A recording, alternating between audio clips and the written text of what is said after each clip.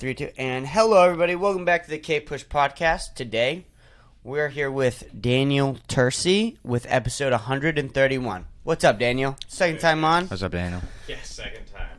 I don't feel like you can hear me anymore. I think What? Oh my god, dude.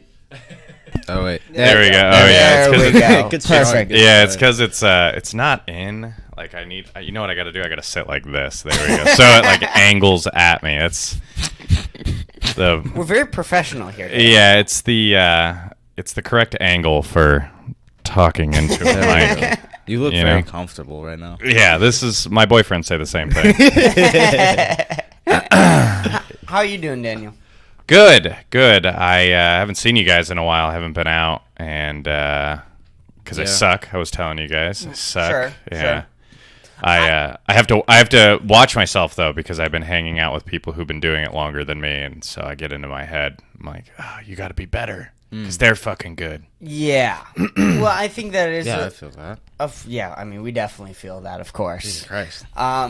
It's strange. I think it might be hard for someone who's a little bit older, like Cam. Yeah. I think it might be easier for us to be new at stuff because we are young. Yeah. Rather for you, you're a little bit older and Yep. you're talking to Cam and he's older than you and he's Yeah. more experienced at this one thing. Yeah. No. Well, Cameron and Cameron are both much younger than me. They're about 10 years younger than me. Oh, Yeah. I'm 34. why did I think you were 29? I don't know, because I'm so fucking youthful. 'Cause I'm so youthful. Playing Diablo. Yeah, because I talk about dorky video games. No. And Cameron are both like 23, 24. I think they're 24. Sure. Yeah. So they're younger. But yeah, that's one reason. The other thing, I mean, I was talking to Alex about it, and it's you can't compare yourself. Everyone's gonna find their level when they find it, or they just never will. Like I already know some comics that'll probably never will. You have a lot, like, I know I'm young and I have not, like, I don't know anything, but you have a lot, I think, of like potential to become fucking huge. And one of the reasons why I would say that is because off stage, you're fucking hilarious. Yeah, well, everybody can be. You don't have to build contacts off stage, Yeah. which is like the hardest part. This is when I started doing my first sets. I started doing my first sets at a paid for open mic in Sacramento called Comedy on the Spot. Mm-hmm. It's an awesome place. If you guys are randomly in Sacramento, California on a Tuesday, I believe, fucking sign up and be like, I'm out of town. Let me get on. But there's a paid audience. I'm not going to say it's huge, but let's say on average, there's like 7 people there, right? Sure. 7 audience members that are paid. They want to laugh. Yep. And so they get good, talented comedians. Like some people would come in from like San Francisco and they'd be like, oh yeah, I want to go and do this. And they'd bump people and they'd fucking run the light. God, people who would come from out of town that are like famous comics or Right. famous. They're doing shows in like their cities. God, they would run the light every time. And they usually weren't that great, which sucked. I think they were just doing new material or something. But anyway, I'm No. going on a tangent. But my first open mic there, I'm seeing these people, and I'm like, whoa, this is an open mic. Like this is the funniest. Like this is comedy. Like my first open mic, I was like, I thought open mics were like verbal suicide notes. Like you might get somebody from AAA like apologizing to people, like practicing their apologies, whatever step that is. That's what I was always told. And then I go to this open mic and there's this girl, Ruby Setnick. She's fucking hilarious. She was like the third one to go up. There's this one guy who always opens. The host opens, but there's this one guy who always opens. He always goes number 1. Older guy. He must like have been going there for a long time, but he's got like funny, stupid jokes. They're great. They're especially great if there's like family people there. Sure. His jokes are very, very friendly, and he says they're kind of edgy, but not really. But then you have just back to back to back. There's just like these 3 comics. Like this girl now she's opening for oh my god, what's the He's he's into psychedelics and shit like that. Duncan Trussell. She's opening for Duncan Trussell right No now. She's fucking flying way. around opening for Really? him. Not like all the time, but like I follow her on Instagram now, and she's like, yeah, I'm flying out to Arizona to open for Duncan. Now she's flying out to Florida to open for Duncan. She opened for Duncan in New York. Huge. Oh my Yeah, God. she's doing theaters in New York. Like she's all like, and That's this insane. this was fucking a year ago, less than a year ago. I was watching her do open mics, and I was like, this is it. Like, this is the talent that's out there. First impression for open mic. Yeah, and and I just found out she's only like 22. Oh my God. She's Go to her. dude, she's hilarious. Yeah. And then there's this other guy who he was kind of a dickbag, but he was also very funny. I don't know what the hell he's doing, but he was hilarious as shit. And then there was the third guy. There's actually four. So there was a third guy that goes up. He fucking kills. And then I end up going to a show. Like, I pay to go to a show there.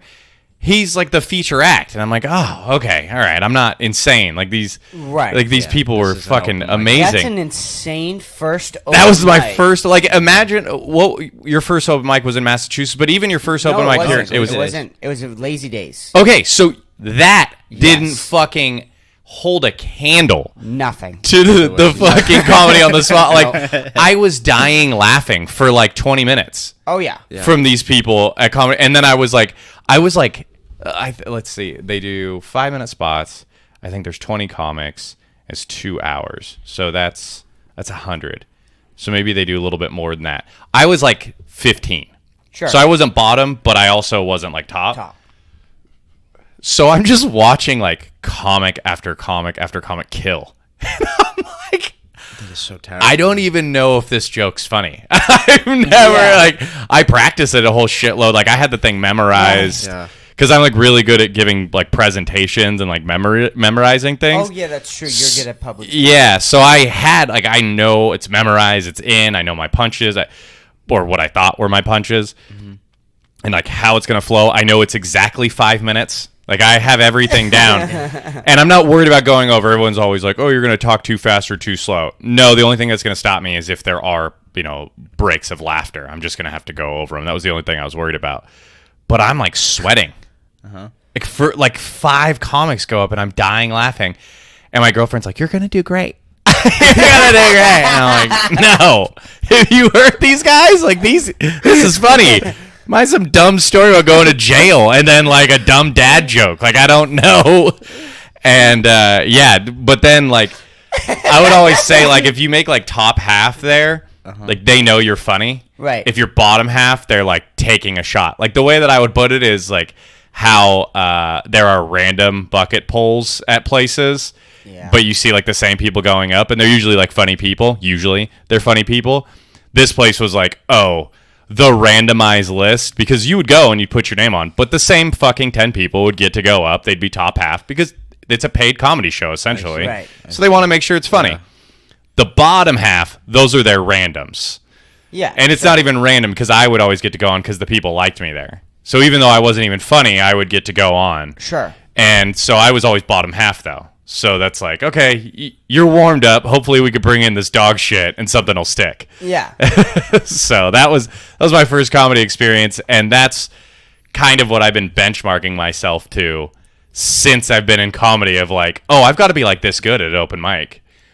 And then I come out here, and then I make friends with Cameron, who I knew was hilarious, like, right when I met him. Right. And then he introduces me to Cam, and I'm like, oh my God, like, these fucking 20-year-olds are the funniest people alive. It's nuts. That's an insane first open mic. You can't hold yourself to that standard. Oh, dude, ever. it was nuts. And even for us, because I remember That's going crazy. to Lazy Days the first time, and we got there right as it started because we had no idea what to do. So, like, Yeah. I think right at 7 is when it used to start. So we showed up at 7, I miss those days. and right. Now it's fucking 5:30. I'm like, dude, I get off work at 5. I can't. Yeah. Right. It's been a while since you've been. Yeah. And I remember we got up the last. We were the last comics up for the entire show. And even the first 5 comics scared us a little bit. Like, they were like, wasn't the worst. But I think I'm pretty sure Robert Tabbitt went up. Yeah. and like he always does really good. So he scared the fuck out of me. But then towards the end, when everyone started to leave and everyone kept bombing, I was like, oh, is that it? And I think we just performed in front of me and Dom. I think it was I think everyone was gone by then. It was the waitress that used to be there. It Yeah. was Derek, and then it was Dom. Yeah. And we had an audience of 3. So that was our first open mic. So anything above that, I can get that almost every night. Yeah. Like, and I'm not saying like, oh, I'm the fucking man, but it's way when you have 4 people instead of 3. Okay, you can really start to kill. Like it was just that's so funny. You hold yourself to such a high pedestal. Yeah, I mean, I honestly, you should. You should always, always try to go there. Yeah, but what I keep talking about Alex. He was like, it's like, dude, just fucking go up and do it, and then if you fail, fucking work on it and do it again. And I was like, yeah, I get that part, but like, I want to just be good. I want to skip that process. Yeah, like, I'll do the process, but like, can I be good sometimes? Like, I hate just sucking all the time. I just hate eating shit. Or like when I know that something is funny, and like everyone, it's all comics, so they're just like, I'm like, okay, yeah. I know it's funny though, like I know, and some of the reason why I know it's funny is because I'll go to the Sacramento place and I'll say it to an audience and they'll laugh and I'm like, okay, I feel better now. But like, I don't know, it's hard also, like, because comics will laugh at like super edgy, ridiculous shit, and then an audience won't. Yeah. So it's like, are you writing for comics or are you writing for the audience now? And it's hard. Don't get me wrong. If you write a funny joke, I haven't heard a comic go up that does something funny that comics haven't laughed at. Sure. It's a killer. You know it's usually a comic that can do a fucking open set or like a feature set, and they go up and they just start working their old stuff. Like that's usually what it is. Yeah. But you hear that and then the comics laugh and you're like, okay, that's what a joke should be. That's every time when I go up and I don't hear that kind of laughter, I'm like, okay, this joke sucks. I got to work on it again. Right. It's the fucking worst. No. I think that it's not a bad idea that because how long have you taken a break for? I mean, I went out last week. I haven't gone out this week, and I'm not going to go out next week because that's why I had to come this weekend because you're leaving, but I'm going out to California, so I'm actually going to do the Sacramento mic. Oh, okay. Good. And I'm so excited. That's fun. Get to do it in front of an audience. You can do crowd work. Anyway, it's so fucking awesome. Yeah, dude. About a month, probably a month in total. That's not bad though. A month break is not a huge. You didn't lose that much. Well, I definitely, when I went on stage last week, I was like, oh, I don't remember how to say any of my jokes. Yeah. Like, I was like, oh, this is nerve-wracking. I forgot. Strange. Because your brain, the state that right before you go up on stage is really weird. Because the adrenaline starts kicking in, and you start thinking about what could go wrong or what could go right. Yeah. And you're just trying to play it all out, and then all of a sudden your name gets called up. Yeah. And you gotta go fucking live in that brain for 3, 5 minutes, 10 minutes, whatever. Yeah. And if you haven't done it in a month, it's fucking it's torture. It's like jumping in a cold water. Yeah, it's so like the only way I can explain it is like when you work out a lot. Like I used to work out a lot, believe it or not. Yeah. and there would be times when I would take a break, a month, 2 months off. You know, maybe I'm like partying too hard, like college. Sure. I didn't have a whole bunch of time. So what I would do is I would do light workouts for a week. Then my body would figure it out again because it's used to it. It's been doing it for 3+ years, 4 or 5 years. Mm-hmm. And then after 2 weeks, I'm back into it. You can't do that with comedy. No. You take a month break and you're just doing 315 on the bench press. Oh yeah. Like it's not like you're just like, oh, my body is not ready for this. It's almost harder. There is no way to slowly get back. Yeah. No, and it's almost way more difficult coming back right after because the fact that you're not loose anymore. Yeah. There's something about being comfortable on stage that's so important. The comfort though, that I don't really care about there was a girl comic posted something about, she was like a story, it was like a boomerang.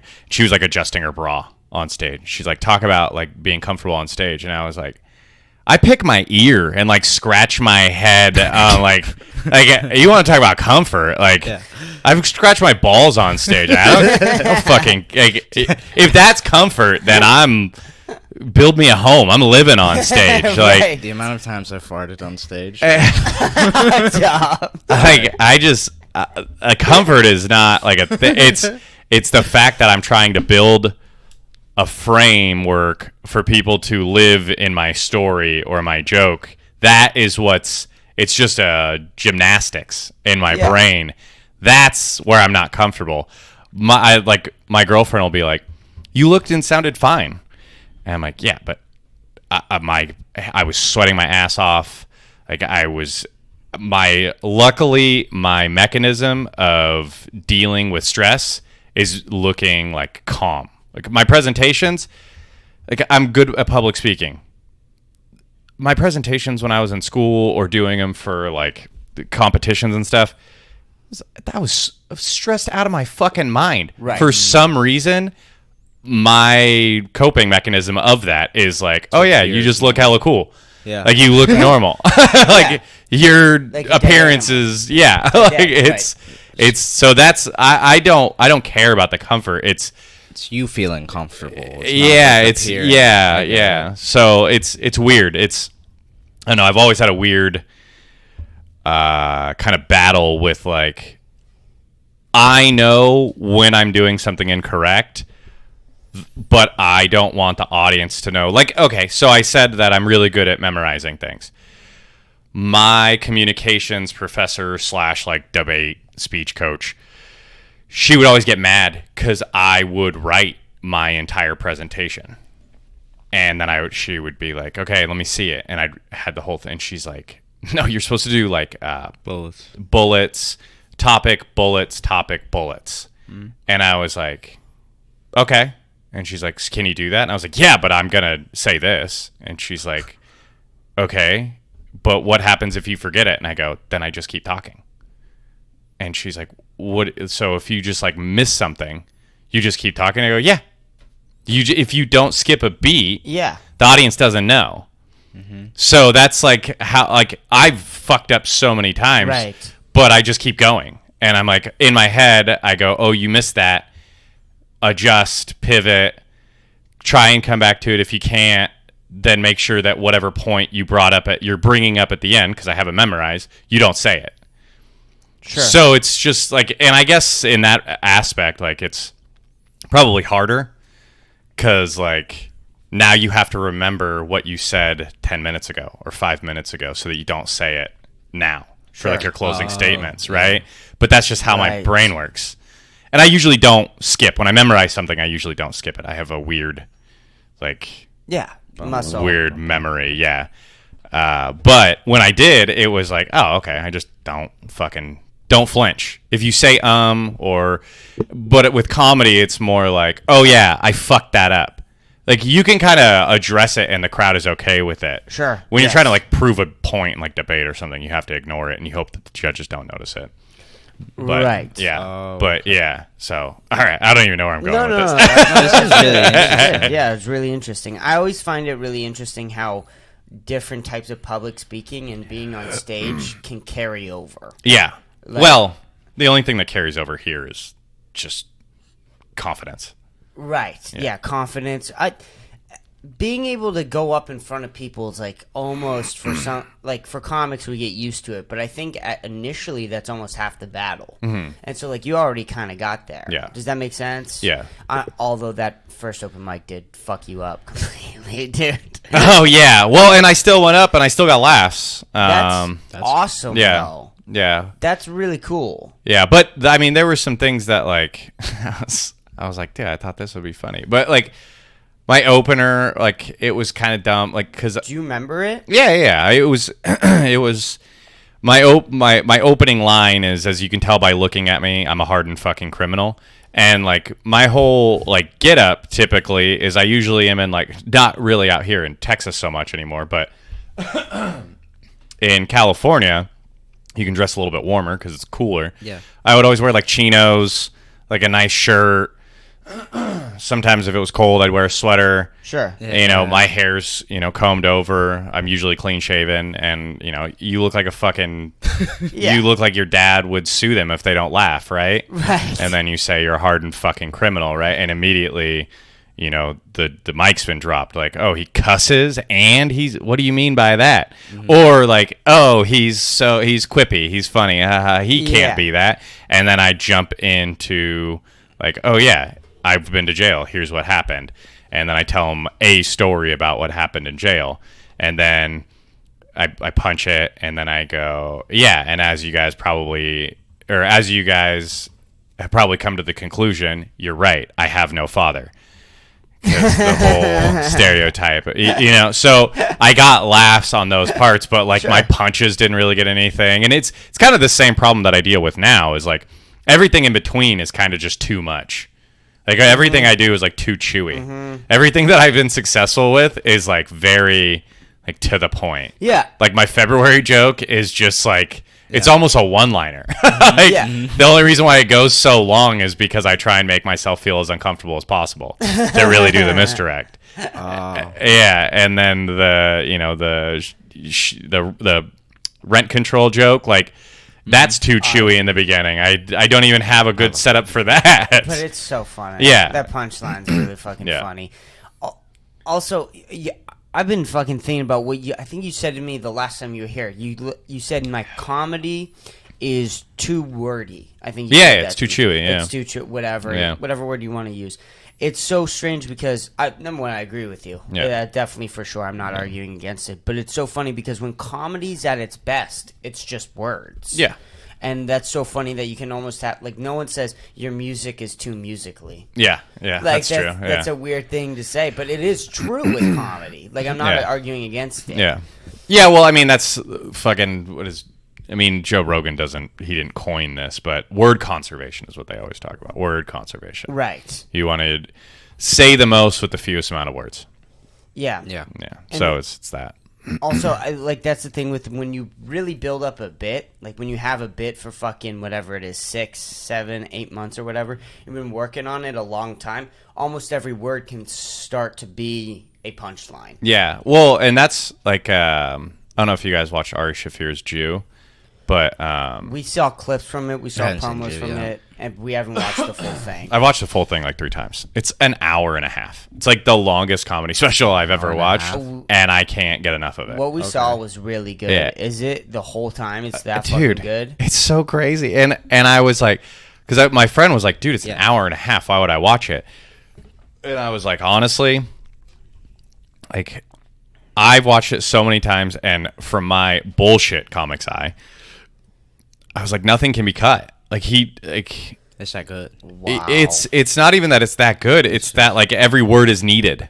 Every setup is needed. Every punch is needed. Every tag is needed. Like the only reason why you'd get rid of it is if you were like, oh, I just don't want that in this. Maybe I'll save that for my next special. Right. Because everything was so good. I mean, and it was one of the few. So you guys are probably too young for this, but back in the day, comedy specials used to have themes. Right. Like, I know that. Yeah. I remember it. Yeah. Well, you've seen. It's been recorded. You guys can watch it, exactly. but they had themes, and actually that's why comics nowadays hate. I've heard multiple comics say how they hate naming their specials. Because they don't really have themes anymore. So if you notice, a lot of comics name their specials like just one of their jokes, like tags or punches. That's usually like Tom Segura's was Ball Hog. Oh my God, I'm trying to think. Anyway, I get your point. I know Chris DiStefano just released his, and it's titled like "People Don't Get Hit Anymore," and that's one of his punches for one of his jokes. Anyway, so they just do that. But like Ari Shaffir did an hour and a half about Judaism. because he used to be a hardcore Orthodox Jew. Yeah. Like, so he educates the masses on Judaism, like Orthodox Judaism, and then goes, it's fucking wild, right? And then he's like, and then your guys' shit is fucking ridiculous too. Yeah. And it's so great. It's so fucking great. Yeah. I gotta see that. Also, an hour and a half doesn't seem that long. No, I mean, the way that I put it to my friend is when he complained about it, I said that, but I also said, like, look, the only reason why I stopped laughing is because I was exhausted of laughing. Yeah. And then once I kind of was like back into it, You start I was like, okay, it's like everything was still funny. I just was like, oh my god. You watched it alone? Yeah, you've watched it alone. I make cold calls and stuff, so I have it on in the background. Sure. Yeah, Like a podcast or whatever. Yeah. When you're watching it alone, do you laugh out loud alone? No, not anymore. Not anymore. Yeah, I've seen it so many times. Of I'm course. also like fucking autistic, dude. I watch TV shows. I probably have seen 10, 20 movies over 100 times. Like, I'll watch the same thing over and over and over again. What are your couple favorites? What are the ones? Well, Big Lebowski, hands Lebowski. down. I've probably seen seen Big that Lebowski. like 200 times. It's a cult classic. So you're either gonna like it, or you're either gonna love it, or you're not gonna care for it. Sure. You could hate it, but I always just kind of, it's either you love it or you don't like it. Sure. Super Troopers, I've seen well over 100 times. Multiple Harry Potter movies I've seen over 100 times. I've seen TV series like probably Sunny seasons 1 through like 10. I've probably seen like 20 or 30 times. Okay, he loves Sunny. Yeah. I've always said Try to that. get in. He tries to get me into it. That's the greatest show of all time. Really? Yeah. Thank you, Daniel. Yeah. He thinks so. I think that the only time I've ever laughed at It's Always Sunny is with Danny DeVito. Danny DeVito. He only thinks Danny's funny, and he hasn't watched enough to like appreciate the rest of the cast. So Sure. that's You keep wild. saying. But Yeah. do you know that the story that Danny DeVito is the reason why that show stayed on? No, I don't know the story. Yeah, so I guess they were getting canceled or something like that. They weren't getting renewed. Mm-hmm.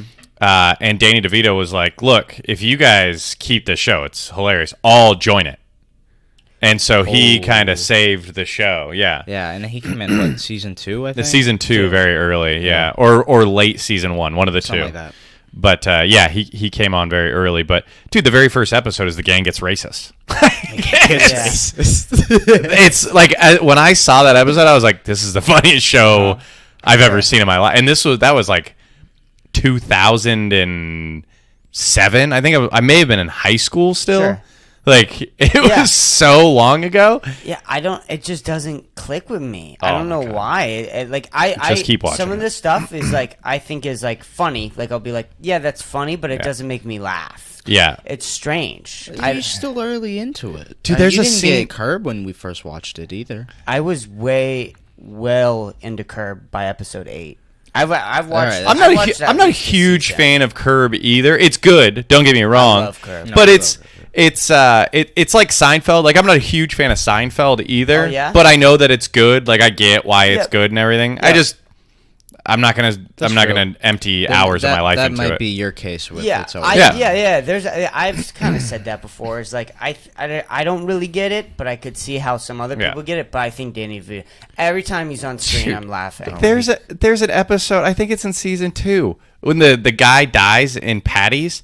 And they make haven't seen Charlie this one. clean it up. I haven't seen this He one. comes in with a hose and a trash bag and the dishwasher mitts. And he comes in and he's like with a hose and everything. And everybody goes, "What are you doing?" And he goes, "Do you guys want to do it? Do you guys want to do it?" And they're like, "No." And he goes, "Don't question my methods." Right? And he walks over. And then the guy's daughter or granddaughter comes in, and she's like smoking hot. So Dennis and Mac are like competing for her attention. They're making up all sorts of shit, and she's like, "I just wanted to see where he spent his last hours." And it's them, right? The scene is them, and then it cuts to Charlie, and he's standing like this with his mitts. And he goes, "That would be somewhere over here." and she's like, okay. And then they, the whole scene goes on between them, like vying for her affection. And then they're like, okay, well, I'll see you. And then it cuts to Charlie again standing like this, and he's like, we're sorry for your loss. Like, dude, I could watch that right now and die laughing. Like, it's so fun, that scene alone. But again, another thing that I've seen at that, like, I can just recite scenes and shit like that from, like, like, watching things over. And I also fall asleep to TV, so, like, on top of the, like, hundreds of hours I've spent watching these things, I've also seen them while I was sleeping too. Right, so it's in your subconscious. Still going into your brain as you're asleep. Dude, Big Lebowski, I wrote like a 9-page research paper on. Like, oh shit, really? Yeah. About what? What'd you write about? He's just an I just wrote a paper about him being like the whole movie being one of the greatest like anti-hero. Oh, okay. Because that's what you've never seen Big Lebowski, but right. There's a whole I know of it like a little bit. His epilogue before anyway, the whole intro is a monologue of the narrator talking about the dude who's the main character and how lazy he is. Sure. And like how he just doesn't give a fuck about anything. And yet he's thrown into this murder mystery of this like young adult actress / sugar baby who's been kidnapped. Yes. All because he just wants his rug. And all he wants to do is bowl. Like at one point he doesn't even give a shit about his rug anymore. He just wants to bowl. Oh. And that sounds interesting. Wait, is it a comedy? It's like sort of. Nah. I mean it's supposed to be like a mystery. Okay. But like anyway, it's by the Coen brothers. But it's one of their first ones, and it didn't get a lot of good reviews. But he's just an anti. He doesn't want to do anything. But I talked about how like nobody in that, like, there are characters that wanted to. They progressed the protagonist, even though he wasn't really a protagonist because he doesn't want to be a part of anything. But like it sounds like a parody. No, it's not a parody. No. It's not a parody. It's just it's a spin on there are many versions of anti-hero superhero movies. Sure. Yeah. This one is just it's very funny. He's more of a dude. That sounds good. Yeah, his nickname is his name's Jeffrey Lebowski. He accidentally shares the same name as a wealthy man. And so that's how he gets thrust into this. That's hilarious. Yeah, because she gets kidnapped. She's the sugar baby of this wealthy Jeffrey Lebowski. Yeah. And so then the whole fucking thing. But there's like a legit like. So I don't know if you guys know the superhero like path, but there's an unknown character who has zero potential. They find out that they have potential. Mm-hmm. He gets his rug peed on. Yeah. In this case.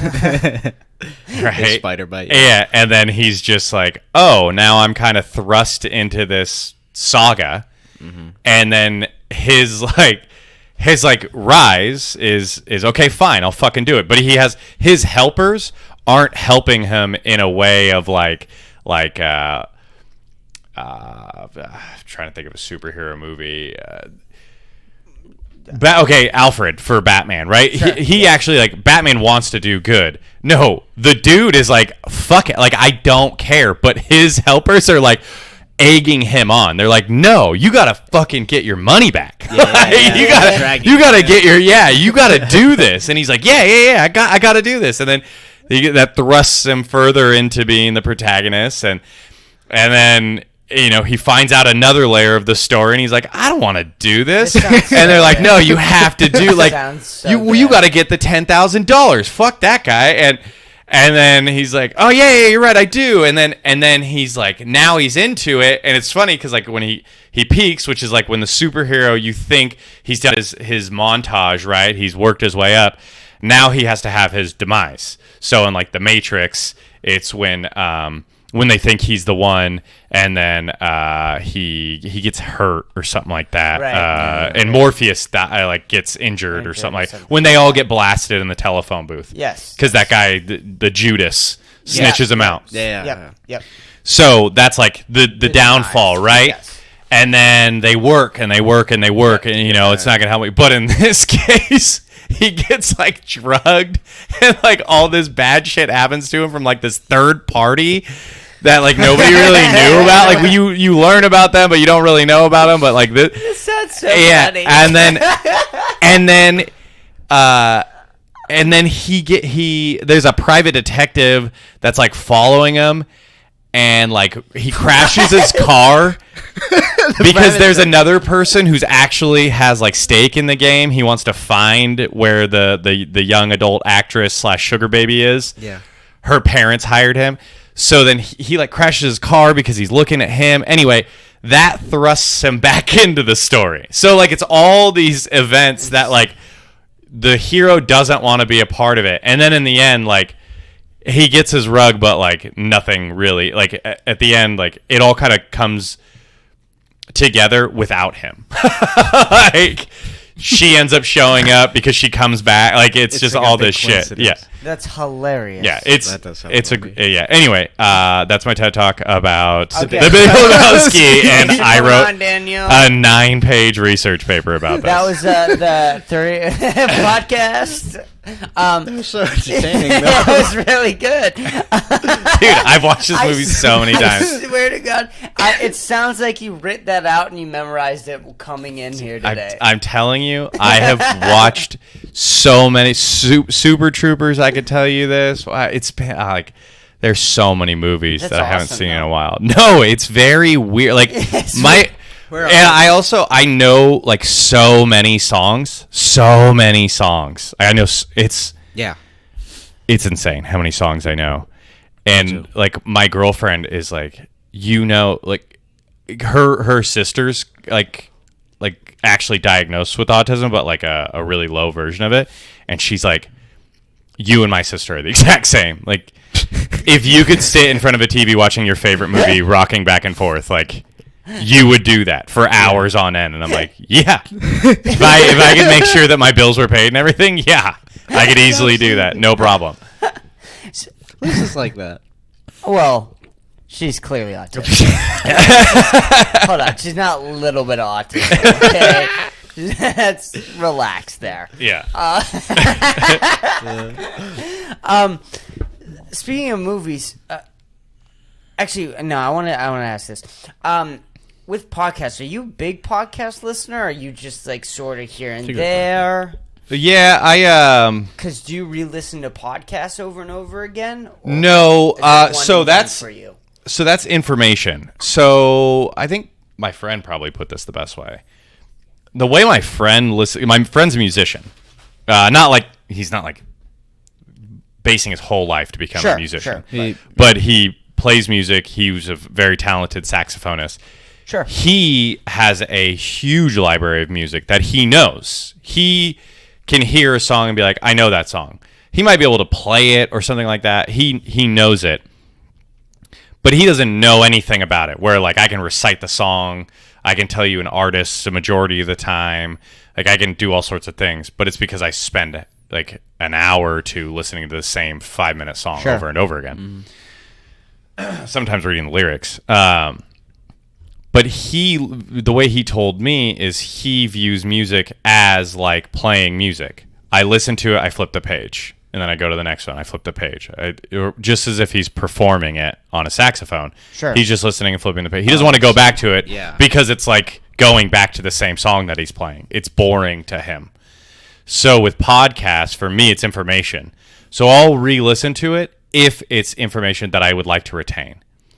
Yes. That's the only time. Otherwise, like I've listened to Andrew Huberman, a few of his podcasts, like several times, episodes. I've written down timestamps on certain podcasts to go back and watch. I think it was when Hans Kim was on Joe Rogan Experience. Sure. I had it timestamped for his writing process because I look for writing processes just so I can have ideas on kind of other people's techniques. So I listened to that multiple times. I can't tell you the timestamp anymore. I erased it from my notepad. But yeah, that's okay. That's what I no, I don't. Podcasts are for entertainment and not for subduing my mind. Like Yeah. the reason why I watch Yes. TV and movies is just to turn my brain off. That makes sense. Yeah. Yeah. That makes Yeah, sense. that does make sense. I always feel like because I can't do anything if a TV show's on because I get way too focused. I can't do it. Yeah, Like, lucky I won't- you. Fuck. I think that's. I feel like that's a little bit of autistic, but like in the other sort of sense. I mean, I'm not saying I'm autistic, but my brain is wired fucking weird. No, I think that's more normal. You think can so? focus on things. I can't. The only time I can focus on something is if I'm interested. The way that I gauge on if I'm focused on something is an addictive way. I will dream about it. So when I first got out here, I was doing comedy a lot, and I was just I was writing constantly, and I was dreaming about jokes, and I would wake up and I would have to grab my phone and write them down, and then I would try and fall back to sleep. But I would turn the TV. I'd have to have the TV on to turn my brain off. Okay. When I was selling cars, I used to dream about all of the deals that I worked that day.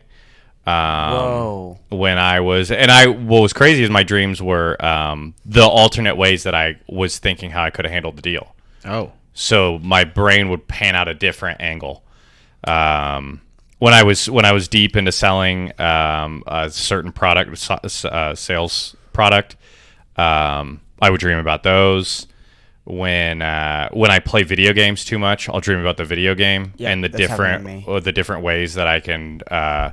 But like I was telling, so the farming systems, I would dream about like the techniques that I would try the next day. So it's always like my brain. I know that I'm doing something right if my brain is doing things for me while I'm sleeping.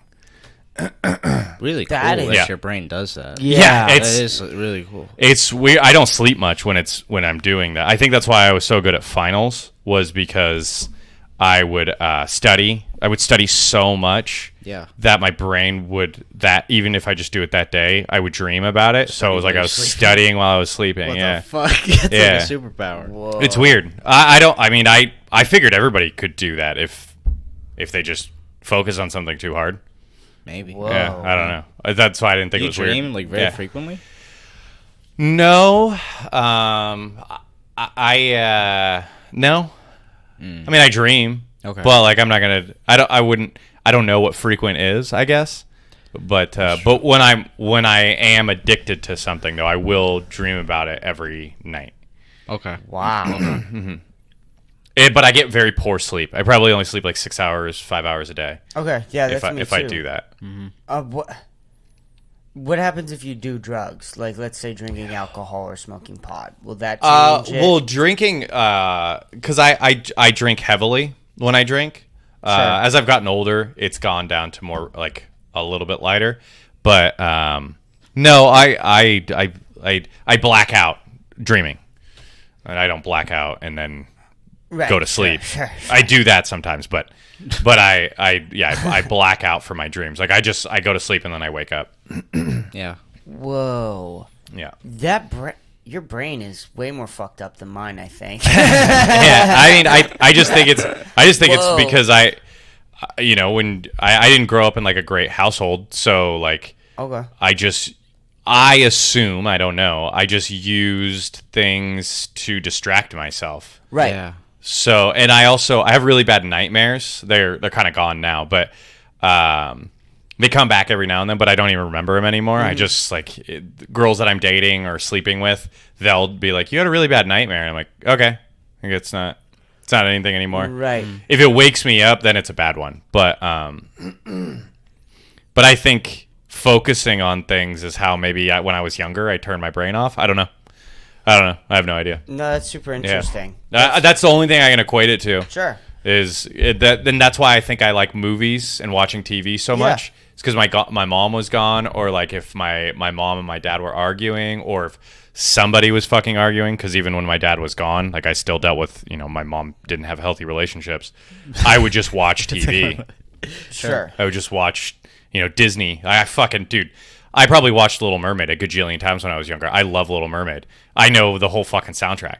Whoa. I sing Part of Your World at karaoke bars. And now that I'm older, people are like, that's so fucking He's cool. so quirky. Yeah, and girls are like, oh my God, he's cute. And It's just trauma. but when I was younger, I was like, people think I'm gay. That's fucking hilarious. Hey.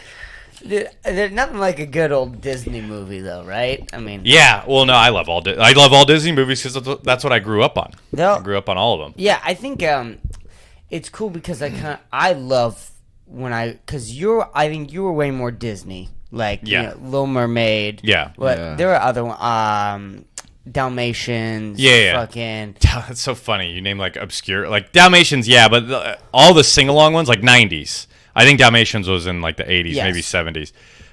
No, Lion King, Lion King. I was about to say. Tarzan. Yeah. I love I think Beauty and the Beast may have come out in the 90s. I'm not sure. Little Mermaid. Yeah, all those big ones.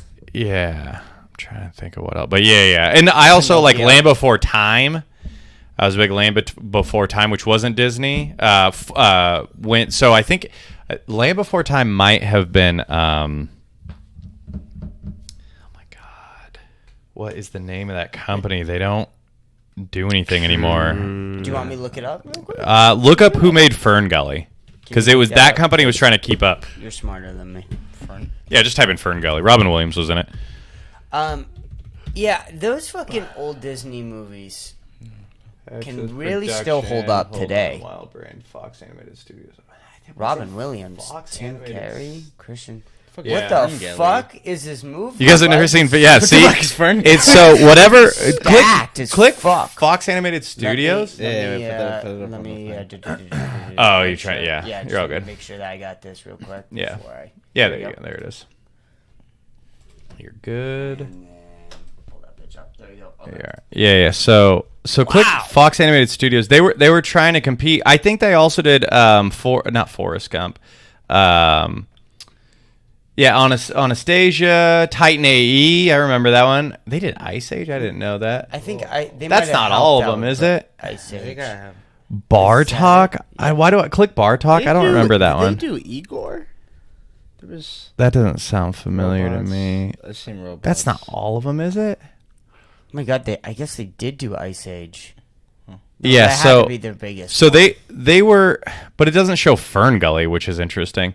They were a lot of people were trying to compete with Disney. There's Fern Gully 2, but not Fern Gully 1. But they were. Why is that funny? I don't get it. It's Fern Gully. Better. But I didn't see the second one. The first one. So anyway, they were trying to compete with Disney. Yep. A lot of people were trying to compete Yeah. with Disney because back then, dude, 90s kids, dude, we were just being force fed commercials, advertisements out the ass, movies. Like they were grinding us to be consumers when we grew up. There's a whole book about it, actually. Well, and that's when shopping malls were huge. Shopping malls were huge, but there weren't a lot of marketing laws, and marketing was really figuring out how to work TV. There's a whole book written on it. I've read it. Really Whoa. interesting. Yeah, that's so true. there was a tactic that the marketers would use where they would be like, we might not be able to get the parents to buy, but if we could get the kids to scream At the parents. at the parents, we've won. Oh. Because Yeah. they will just be like anything to make this fucking thing shut Shut up. the fuck up. Like Exactly. whatever. But their target was to, and that's when probably around the time probably around the time like Cameron was being born, they started really pushing out laws against commercials and dolls. Dolls used to actually move like animated creatures. Like you would watch a cartoon now, dolls would move. Apparently, my generation was too stupid to realize that wasn't a doll.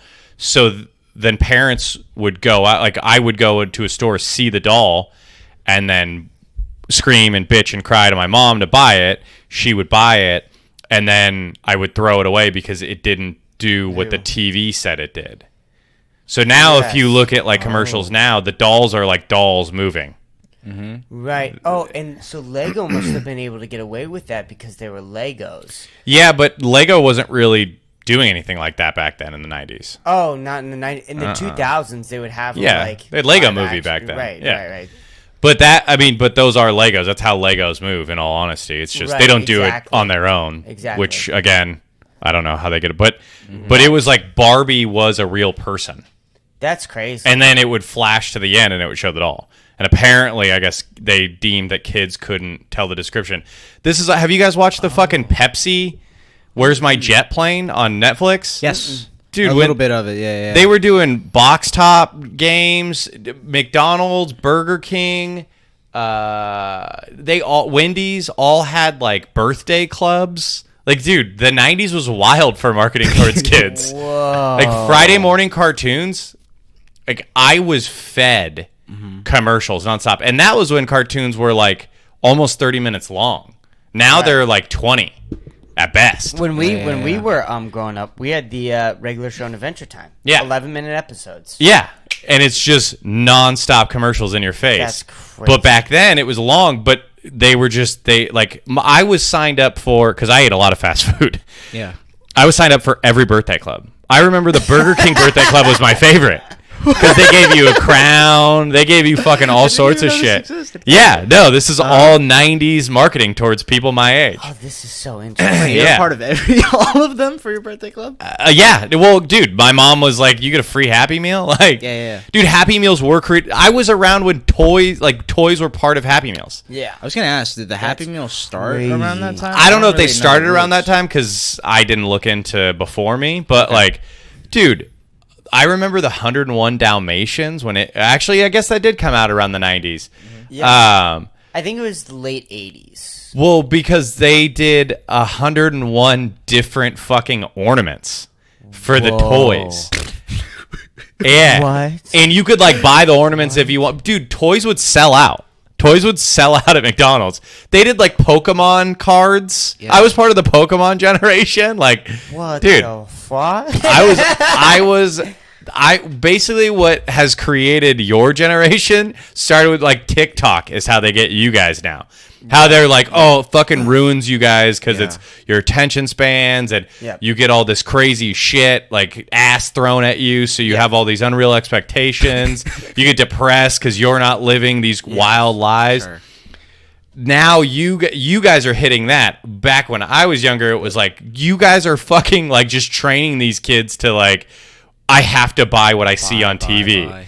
And now you guys are like, oh, I have to live this outlandish wild lifestyle. Both guinea pigs, just in different Yeah. ways. And I'm sure if you guys have kids, that your kids will be guinea pigs for fucking, Fucking I don't, metaverse or AI. whatever. Yeah, metaverse, exactly. Yeah. That's so true. Because I didn't even think about it. You were guinea pigs for TV. Yeah. I didn't think about that ever. Yeah. Is that some generation had to be a guinea pig for the TV? Yeah, and I mean, like I guess, like, yeah, 70s was just drugs and sex, and then 80s they were getting TV. 80s, that's when they were kind of understanding it.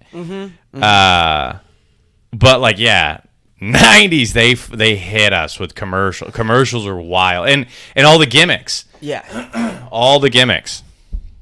It was wild. That is insane. And I was about to, Jesus Christ, I don't know if I want to go back to what I was talking about or keep going here, but I guess we'll try and do a little bit of both.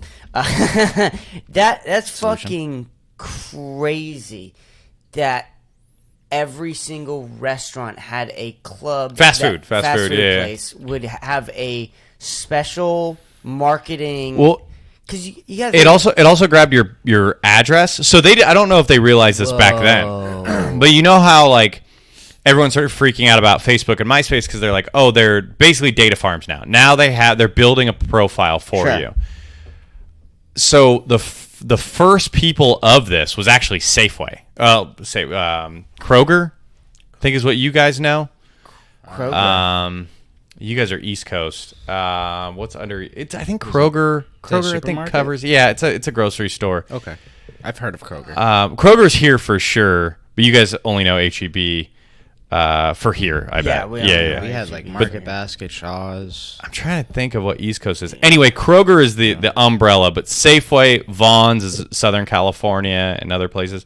Anyway, they were gathering data for a while, but they were even gathering even better information because not only was your name and phone number attached to it, but your buying habits were attached to it.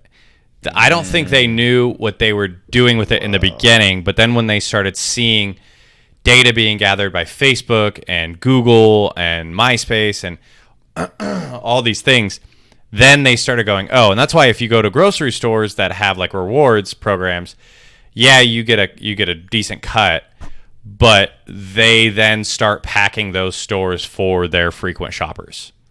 Right. Yeah, so Right. you'll start seeing your products stored if your area is buying them.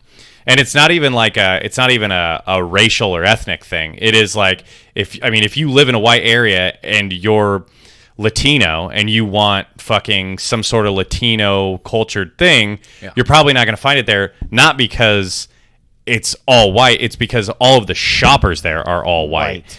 That's all it is. Right. If all the shoppers were rich, prominent, and they shopped somewhere else, and only the Latinos shopped in that area, they would they would know it though. Sure. Yes. So yeah, in our heads, we're like, yeah, it's an all-white neighborhood. Of course they're good. But they have the data to be like, yeah, it's an all-white neighborhood, but they don't like this mayonnaise. They like this mayonnaise, and they'll stock that one instead because they're part of the rewards program. So anyway, going all the way back, I don't think fast food knew what they had. They had basically every millennial's piece of data because their parents were like, fuck it. Here's my home address. Here's my kid's first and last name. Here's his birthday. Here's his gender. Yeah. Here's everything so that I get a fucking Happy Meal on March 31st. That's all we got out of it, so that they knew that I would come back on March 31st every year. Wow. It's pretty crazy. And again, like I don't think a lot of people talk about it, but like they did nothing with that data. I don't know where that data is sitting, But it's out there. but it's out there there. somewhere. Old Daniel. Probably in hard copies Right. because they didn't put it into a So database. for birthday club, you get the free mail on your birthday. On your birthday, they would mail you shit throughout the year. Oh, okay. Because mail was still a thing back when I was younger. Yes. Email was still like Goldman Sachs was like, internet? The fuck is internet? We're not investing in internets. That's so. And I was what I was trying to get to with the whole movie thing with Disney is Disney now it's all like sort of bullshit or whatever, but back then and Tim Dillon says this is their older characters, their villains were really good villains. Like they were evil like as much as like 80s villains can be evil, but they were that. What do you mean? I don't understand what you mean. Like I'm forgetting the octopus in My Little Mermaid. The Ursula. Yeah, she was She's a sea witch. Yeah, a manipulative bitch. Yeah, she's who tried to convince Mermaid to take a deal. Ariel. Ariel. Sorry, I'm so sorry, guys, dude. Jesus Christ. I'm getting flamed right here. I'm sorry. Tried some to respect. convince Ariel Yeah. to take a deal that was not a good deal. Okay, that stop fucked trying to her. explain it. We get it. Go on. You're failing miserably. Go on. Of all the movies you had to pick. Okay. He's relating. I get it, but you're just relating poorly. Anyway. But that was just the point. Is that or the witch from. Okay, stop. Okay. Anyway, I actually don't know what you mean by the how they portrayed bad characters. The only thing I can semi think, and I guess I haven't watched or at least paid as much attention to as I did when I was younger, Disney movies, is what I feel like now is every time there's a villain, they always turn good. Yes. Right. In the old ones, They were just bad. they're Bad just or bad. die, right? Right. Yeah, and Exactly. they either stay bad and Yes. or they die. Scar. Yeah, dude. Ursula actually did die at the end. I think Eric stabbed her with the Triton. What happened to Cruella de Vil? They killed the guy in Tarzan. Actually, no. Beauty and the Beast. Oh, Did they kill him? did He they? fell No. off. I thought he fell Oh, he might have fallen off. yeah. You know, it's a little ambiguous, but maybe he died. Yeah, maybe. Sure. Yeah, Gaston. That's who you're thinking Gaston, of. Yes, Gaston. yes. That's another one that I like, dude. Fucking that song's so sick. But I mean, they had bad intentions. Is sort of what I was. Well, saying. not only bad intentions, but like they were bad. Bad. Yeah, They bad. were at never their core. good. Right. Yeah. And that would give like a little, it would show a child at a young age that some people are not good. Yeah, I agree with that, but I do think that like change is a thing. Like, Sure. Look, I wrote a letter to myself in high school that somehow the fucking high school found me and mailed it to me when I was living in Sacramento. Whoa. Dude, I thought I was going to be a massage therapist. That's what I was like, that's what you're going to do. You're going to become a massage therapist. I have since become a car salesman, gone to jail for selling drugs, am a felon, and then gone to college, and now at one point I was making like 3 times the amount of money my mom's ever made her entire life. Oh shit. Yeah. Like people can there is room for change. Sure. So I'm okay. Yeah. Yeah, I'm okay for those movies being that, but I do value a arc of just pure bad. It doesn't need to. It feels like it's every. Yeah, it doesn't have to be the movie. same fucking thing Yes. over and over again. Yes. I hate repetition. I fucking hate it. No, I love repetition, but I hate seeing this. Like, give me some sort of variety. If you're Yes. gonna try and entertain me, give me variety. Yeah, and I was gonna say too. It seemed like there was one company that was about to beat Disney, and they just bought them, and that was Pixar. And they just fucking bought Pixar as soon as they started getting steam. Well, yeah. Which was a genius move. I support that. Yeah. Yeah. But it was that's the movies where I feel like I grew up on. Me was too. all the Yeah, we Pixar were- movies. Yeah. Nemo. Those are great. Yeah. They didn't have songs. What is They that? did not have songs. I don't know why it's that your keeps lighting inbox. up. Yeah, it's Yeah, you can mute them if you want. All you got to do is right click. Is your inbox on your taskbar? I don't know. It's not, so who cares? Okay. If it pops up again, though, you might be able to right click it and mute it. Okay. It keeps catching my eye. Okay. No, those movies were good. My only problem with them is that they just didn't have music. But as a fucking boomer, nothing is correct if it isn't the way that my brain sees it, right? So No, I love Pixar movies. no, they're great. They're great. I have nothing against. Yeah. My qualm was I missed sing-alongs. Not enough music. Yes. Yeah. Yeah. But it doesn't take away how great Nemo was, Wall-E was, Up, which I actually haven't fully seen. All you really need is to Yeah. watch that opening montage. Yeah. True. I Oh never my really God, finished So up sad. once you So sad. so That good. makes me So so depressing. sad. It makes me so sad. Dude, there's a oh my God, there's the dodo clips where it's always of animals, bird- right? bird? Yeah. No, like the dodo, like it's a stupid fucking clip company. I was gonna say like E-Bombs World. You guys probably don't know what that is. Do you want me to look it up? Yeah, look up. What is this? He's an African gray parrot. He's an African gray parrot that like knew the most vocabulary or something like that. Look up African gray parrot. African Great Parent. Biggest vocabulary or something like that.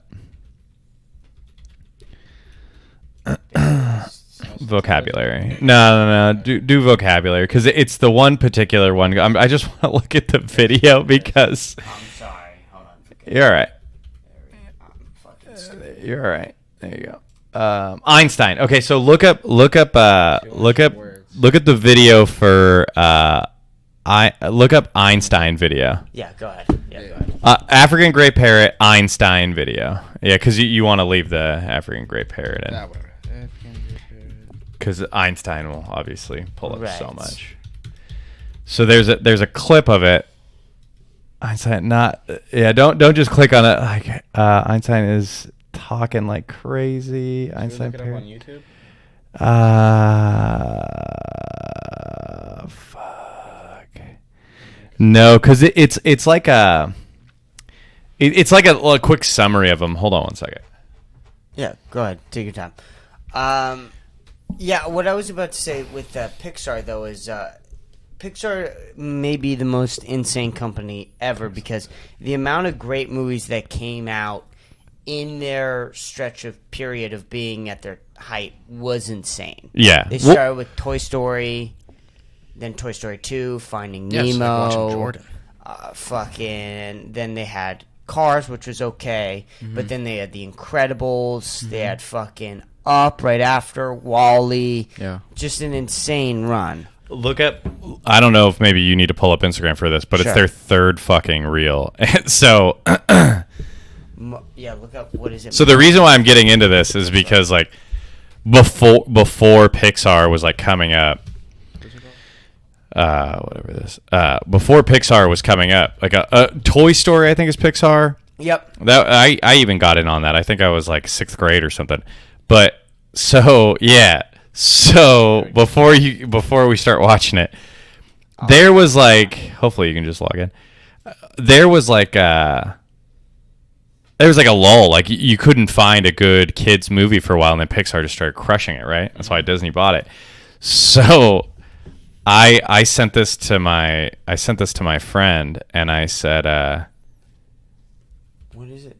or I posted it on my story, and I said better character development than episode 3 of Last of Us, which is the gay arc that everybody lost their fucking minds about.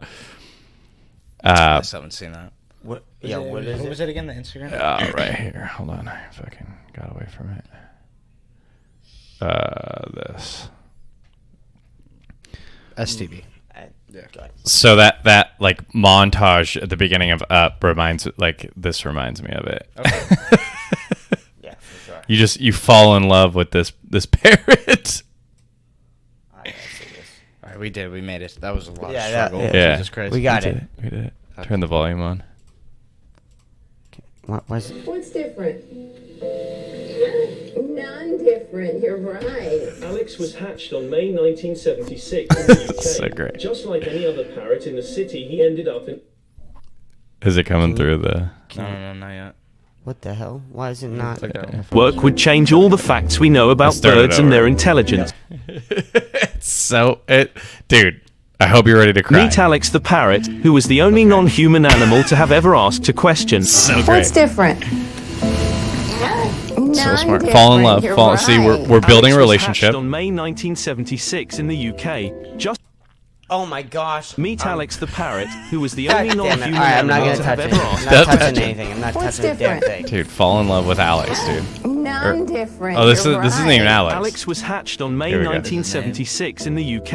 All Just right, like cool. any other parrot in the city, he ended up Just in a a regular pet shop. parent. Oh, he's Until Irene Pepperberg Yeah, bought him when he what? was 1 year old. No one knew he and Oh, Irene's work would change rags all to the riches, facts we know baby. about birds and their intelligence. Here we go. They came Alex up had a together. vocabulary of 100 words and What? had an understanding of what he said. He knows more than Chris. He could identify quantities up to 6 and understood the concept of bigger, smaller, same, and different. I can't Looking even at do a that. mirror, he said, Yes. "What color?" What and color? learned the word grey. He learned himself. Grey 6 times. This made him Whoa. the first and only non-human animal to have ever asked a question. This guy's amazing. Alex's intelligence was on a similar level to dolphins, great apes, and even 5-year-old human in some respects. Look at great Whoa. apes, not the He corrected below average Irene and apes. her assistant when they made mistakes during conversations. Corrected that Alex bitch. died in September 2007. Oh, His man. last words to scientist Irene Pepperberg were, "You be good. I love you."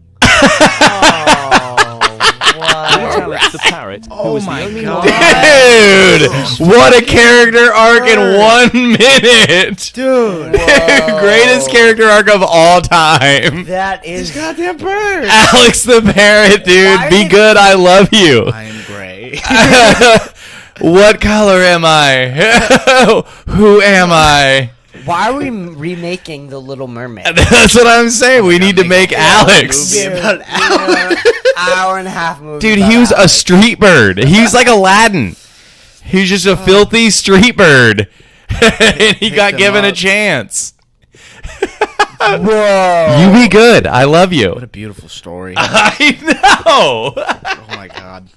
You just found this? Yeah, dude, months ago. This is when fucking Last of Us was airing. It was literally right after the episode that everybody lost their shit about the gay episode. Yeah. And so I posted on my story, and I was like, better character arc than... because if you haven't seen it, in one episode, you learn about these two new characters, and I was crying at the end. I don't care that they were fucking gay. Everyone was losing their fucking shit about that they were gay. I don't give a shit. They sold a love story in 40 minutes. Sure. Like I didn't see it. The main characters were barely in it.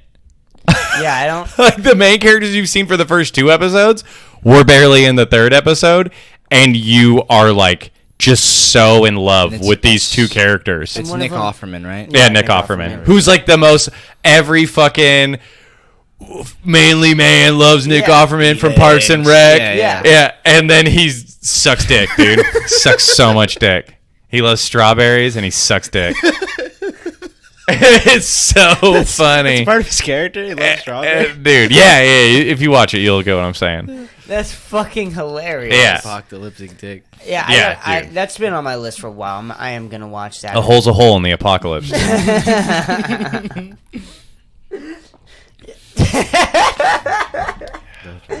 Yeah, that's funny. It's a show about a zombie apocalypse, and they care if someone's gay or not. Like, I don't think anyone would care if anyone was gay if the zombie apocalypse broke out. It's yeah. I mean, they didn't have to make him gay, but like literally in the video game, the girl character, and she even finds the magazine in the show. So she finds a magazine in the video game, and she talks about why some of the pages are sticky, and it's like a GQ magazine, like a men's GQ or something like that. So it's like it's a very, and I can't remember exactly if they discussed that they were gay in the video game, but it's very insinuated that these 2 characters who help out the main characters were gay. Sure. So the fact that they did a whole episode on it, I don't give a shit. It was fucking entertaining as fuck, and that's all I care about. If it's good, why does it matter? Exactly. Like, if it's bad... Because, dude, if it's woke, go broke, right? Go woke, go broke. That's such a stupid saying. I know. Although, I mean, Budweiser. Yeah, they tried to go woke. Bud Light. No, I love that. That was, I talked about this with my friends who were like I have that joke, right, where I say I'm in between white and white redneck and white trash. So my redneck friends are like, whatever. I'm not going to say that they're like radical in any way, but like they're not for like all the crazy hoopla. When I started talking about that, the one thing that we were like discussing first and foremost was, why the fuck would Budweiser do that? Like, your target audience is not trans and gay people. No. Your target audience can barely afford beer. Let alone an education to learn about other people. Right. Like they've been born and bred in their own hometown. Yeah. And it's by fate that they haven't inbred to death. Why would you then be like, we need to introduce them to people who don't even know that they are what they are? We think that's a great idea to sell more beer to you folks. Obviously, it didn't go well. Oh, dude, it went so poorly. It's so Were funny. they trying to get like a different demographic? Yeah, they were just That's what they were trying to they do? were just trying. Well, they were trying to jump on a bandwagon. Yeah. Right? Yeah. I'm assuming that whatever marketing or PR team, whatever fucking runs their ad campaigns, they brought them in as some sort of like, can you make us more suitable for the LGBTQ, blah, blah, blah, blah, blah, the gays. And they were like, fuck yeah, dude, watch this. We'll give this guy the fucking, we'll walk a wheelbarrow up of money to this fucking trans dude or whatever he is, she is.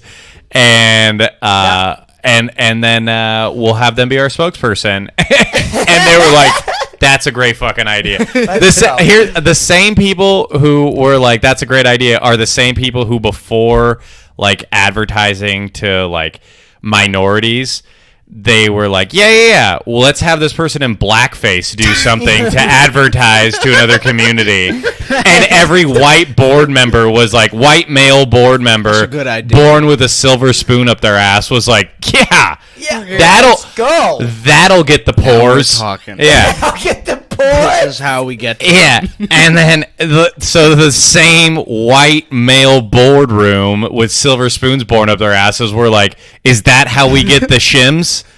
And they were like, "Yeah, that's how you're gonna do it." And they're like, "Okay." And now they're gonna watch. They're gonna start like boycotting. Mute that right now. Right click and fucking mute where'd I it. go? Right click right now. Okay.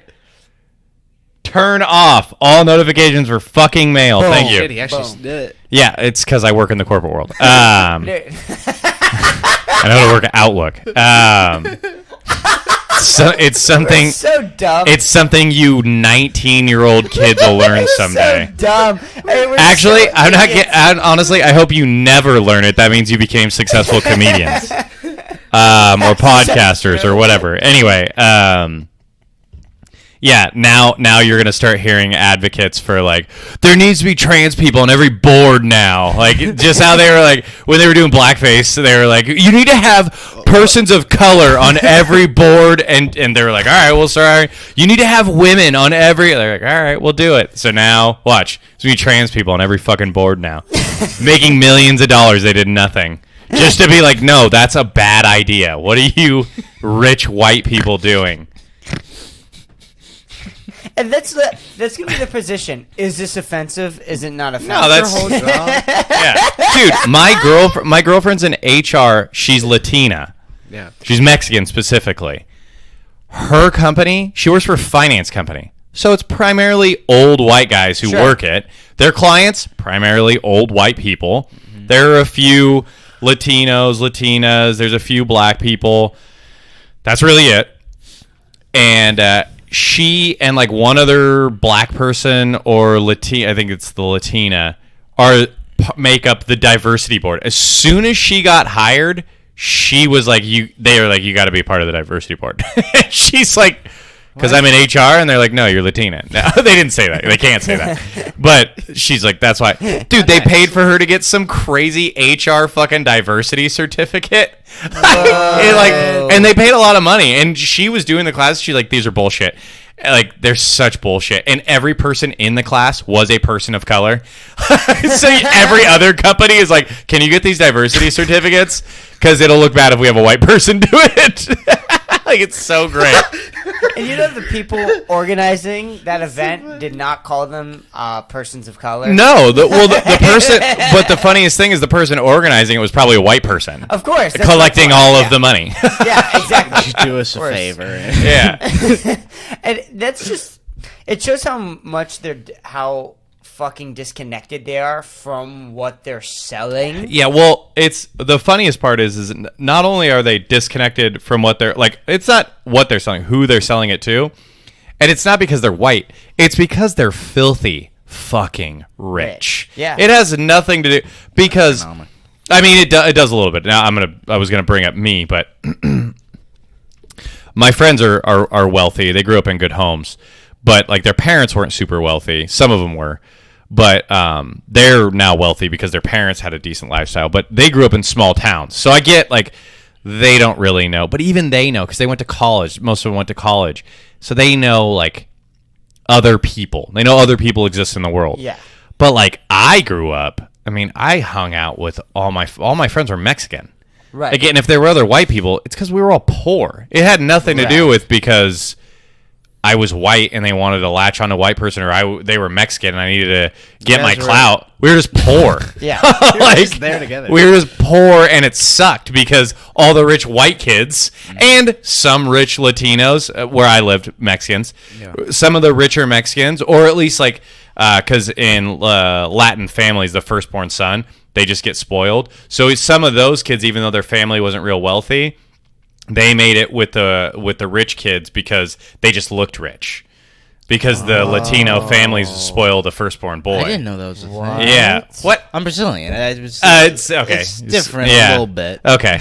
Do you speak Portuguese? I speak Portuguese. Oh, and I was like, Diablo, that's your fucking people's language. Fucking whitey.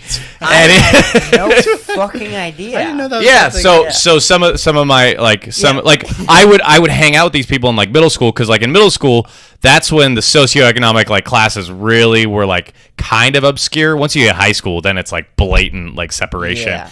But I would hang out with these kids, and then when we get to high school, you know, they drive Beamers. They're wearing really nice clothes every day at school. Adams was dripping in school. Yeah, and it's because they're the firstborn son. It's a cultural thing. Like No, I see it like now. my girlfriend, she was the firstborn, but she was a girl, and then they had a second, and it was a girl. So her dad tried to treat her like a boy, but still didn't like spoil her. She was like, if I was a boy, I probably wouldn't even be talking to you.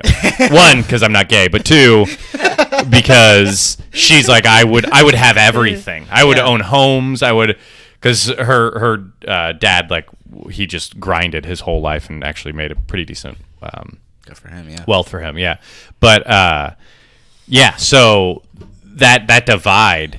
Like I grew up, like we would hang out because like I couldn't hang out with the rich white kids. Right. Like, but those guys are now like becoming like board members and doing things way better than me because their dads were like, yeah, you can just jump on. And they're like, oh yeah, I remember hanging out with the blacks. with the Mexicans. I remember that they used to like when I would say this, and it's like, no, you were in high school. They just had to laugh at you because it was a social hierarchy. Sure. Like, right. This shit doesn't work in the real world, dude. Where did you grow up? Napa, Napa. which every time I say it, people are like, oh, fuck it. And I'm like, no, dude. I had to live out in the boonies with my grandpa because my mom couldn't afford the house. Mm-hmm. And like, dude, it was fucking gross. There was my grandpa was like living in his own filth in the living room. So he lived in the living room. Me and my mom had our rooms. And it was fucking like when we moved out, my uncle, who's actually very wealthy, he paid for a cleaner to come and clean everything up. And the cleaners were like, hey, there's like blood and like really shitty stuff. Is he like a hoarder? No, he just hated himself. So he drank himself retarded. Fuck. Like every fucking day, and like pissed and shit, And would just and like lay in his bled. filth. Yeah, sleeping in his fuck, filth. yeah, Yeah, yeah. It was really bad for a while. And they were like, it's like bad here. And he's like, oh, no. We had a dog and it gave birth. So it's just blood from the birth because they won't fuck with it if it's human waste. And they cleaned it all up. No problem. Yeah. Was it?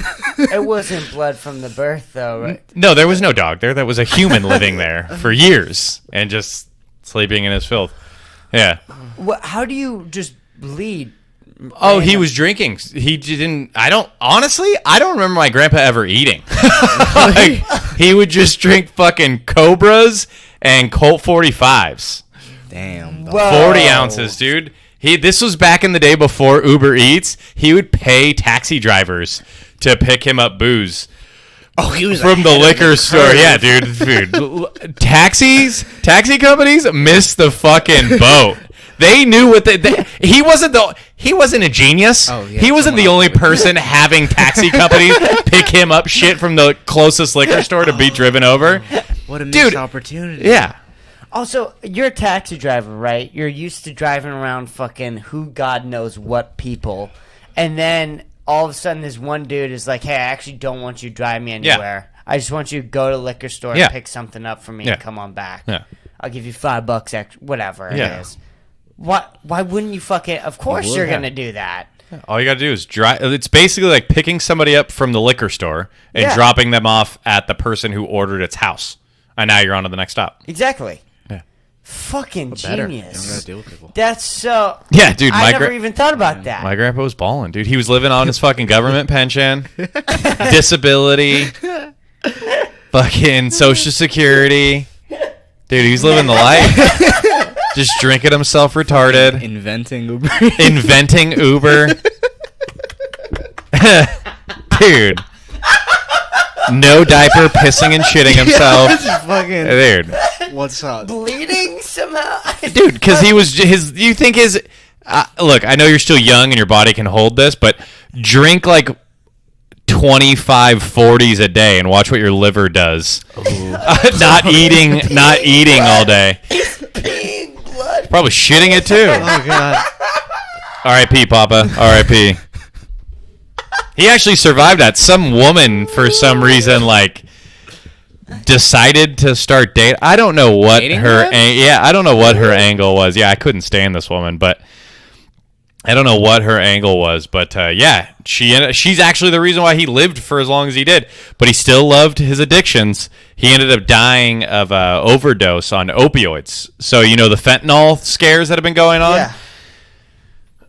So before fentanyl scares were fentanyl scare, they were scares for people whose boomer parents were, you know, taking fentanyl, but doctors were like pushing it. So my grandpa loved hydrocodone, which is the generic form of Vicodin, which is an opioid, but much more tame.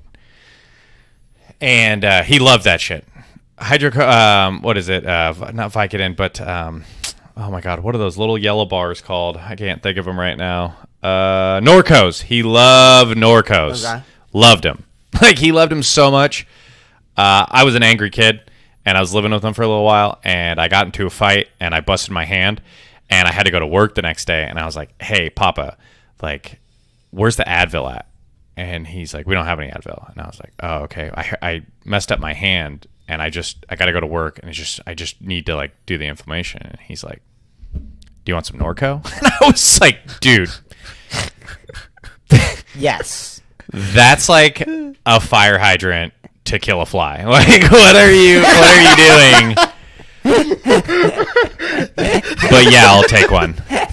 And so he loved Norcos, and he was the type of guy, like, you know, you hear the stories about how, like, how are these pills flooding the market? Well, there are these people who they go to different doctors and they get prescriptions. Dude, my grandpa was getting.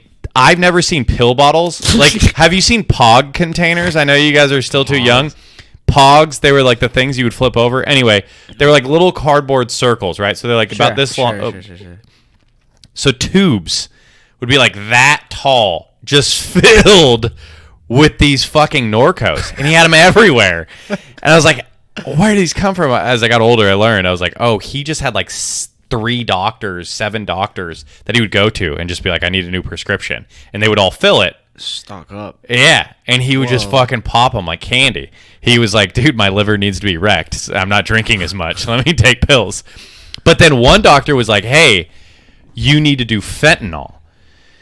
And he was like, I don't like fentanyl. I like Norco. And he was like, well, I want you to do fentanyl. And he was like, fine, I'll do fentanyl. And I always knew when he was on fentanyl patches because he was just sloshed. Like, he'd be, I'd ask him for something and he'd be like, fine, just take this. Like, he was like fucked up on these fentanyl patches. Fentanyl Didn't. patches? Yeah, so they're a patches. nicotine patch? Yeah, it's like a nicotine patch. And it's like highly toxic. So they literally on the package, it's like, if this thing is open at all, call poison control. Don't touch it. You will die. Oh fuck. Whoa. They're so fucking like highly concentrated and need to be regulated through their patented bullshit that they shoved through the FDA regulation. And what That if it gets cut open, you could die if you touch it. Instantly Whoa. called. So, like a nicotine patch, you slap it on and it feeds in, it drips in the way that it's supposed to.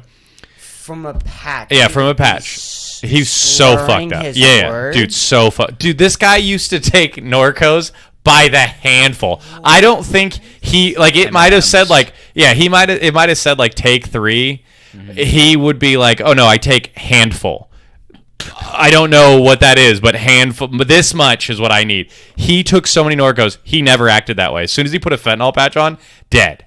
Whoa. Right? So then one day, this crazy woman that ends up marrying my grandpa comes home and he's dead. Well, we come to find out that he didn't like fentanyl patches, so he didn't take fentanyl. So the only reason why he would take it is if he ran out of Norcos. He was waiting for his new prescription.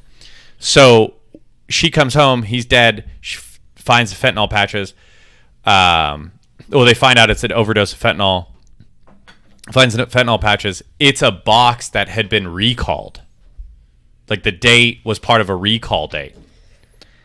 Whoa. Yeah. So there was a huge lawsuit. They ended up settling. Yeah, Really? outside. So yeah. He wasn't even supposed to have that.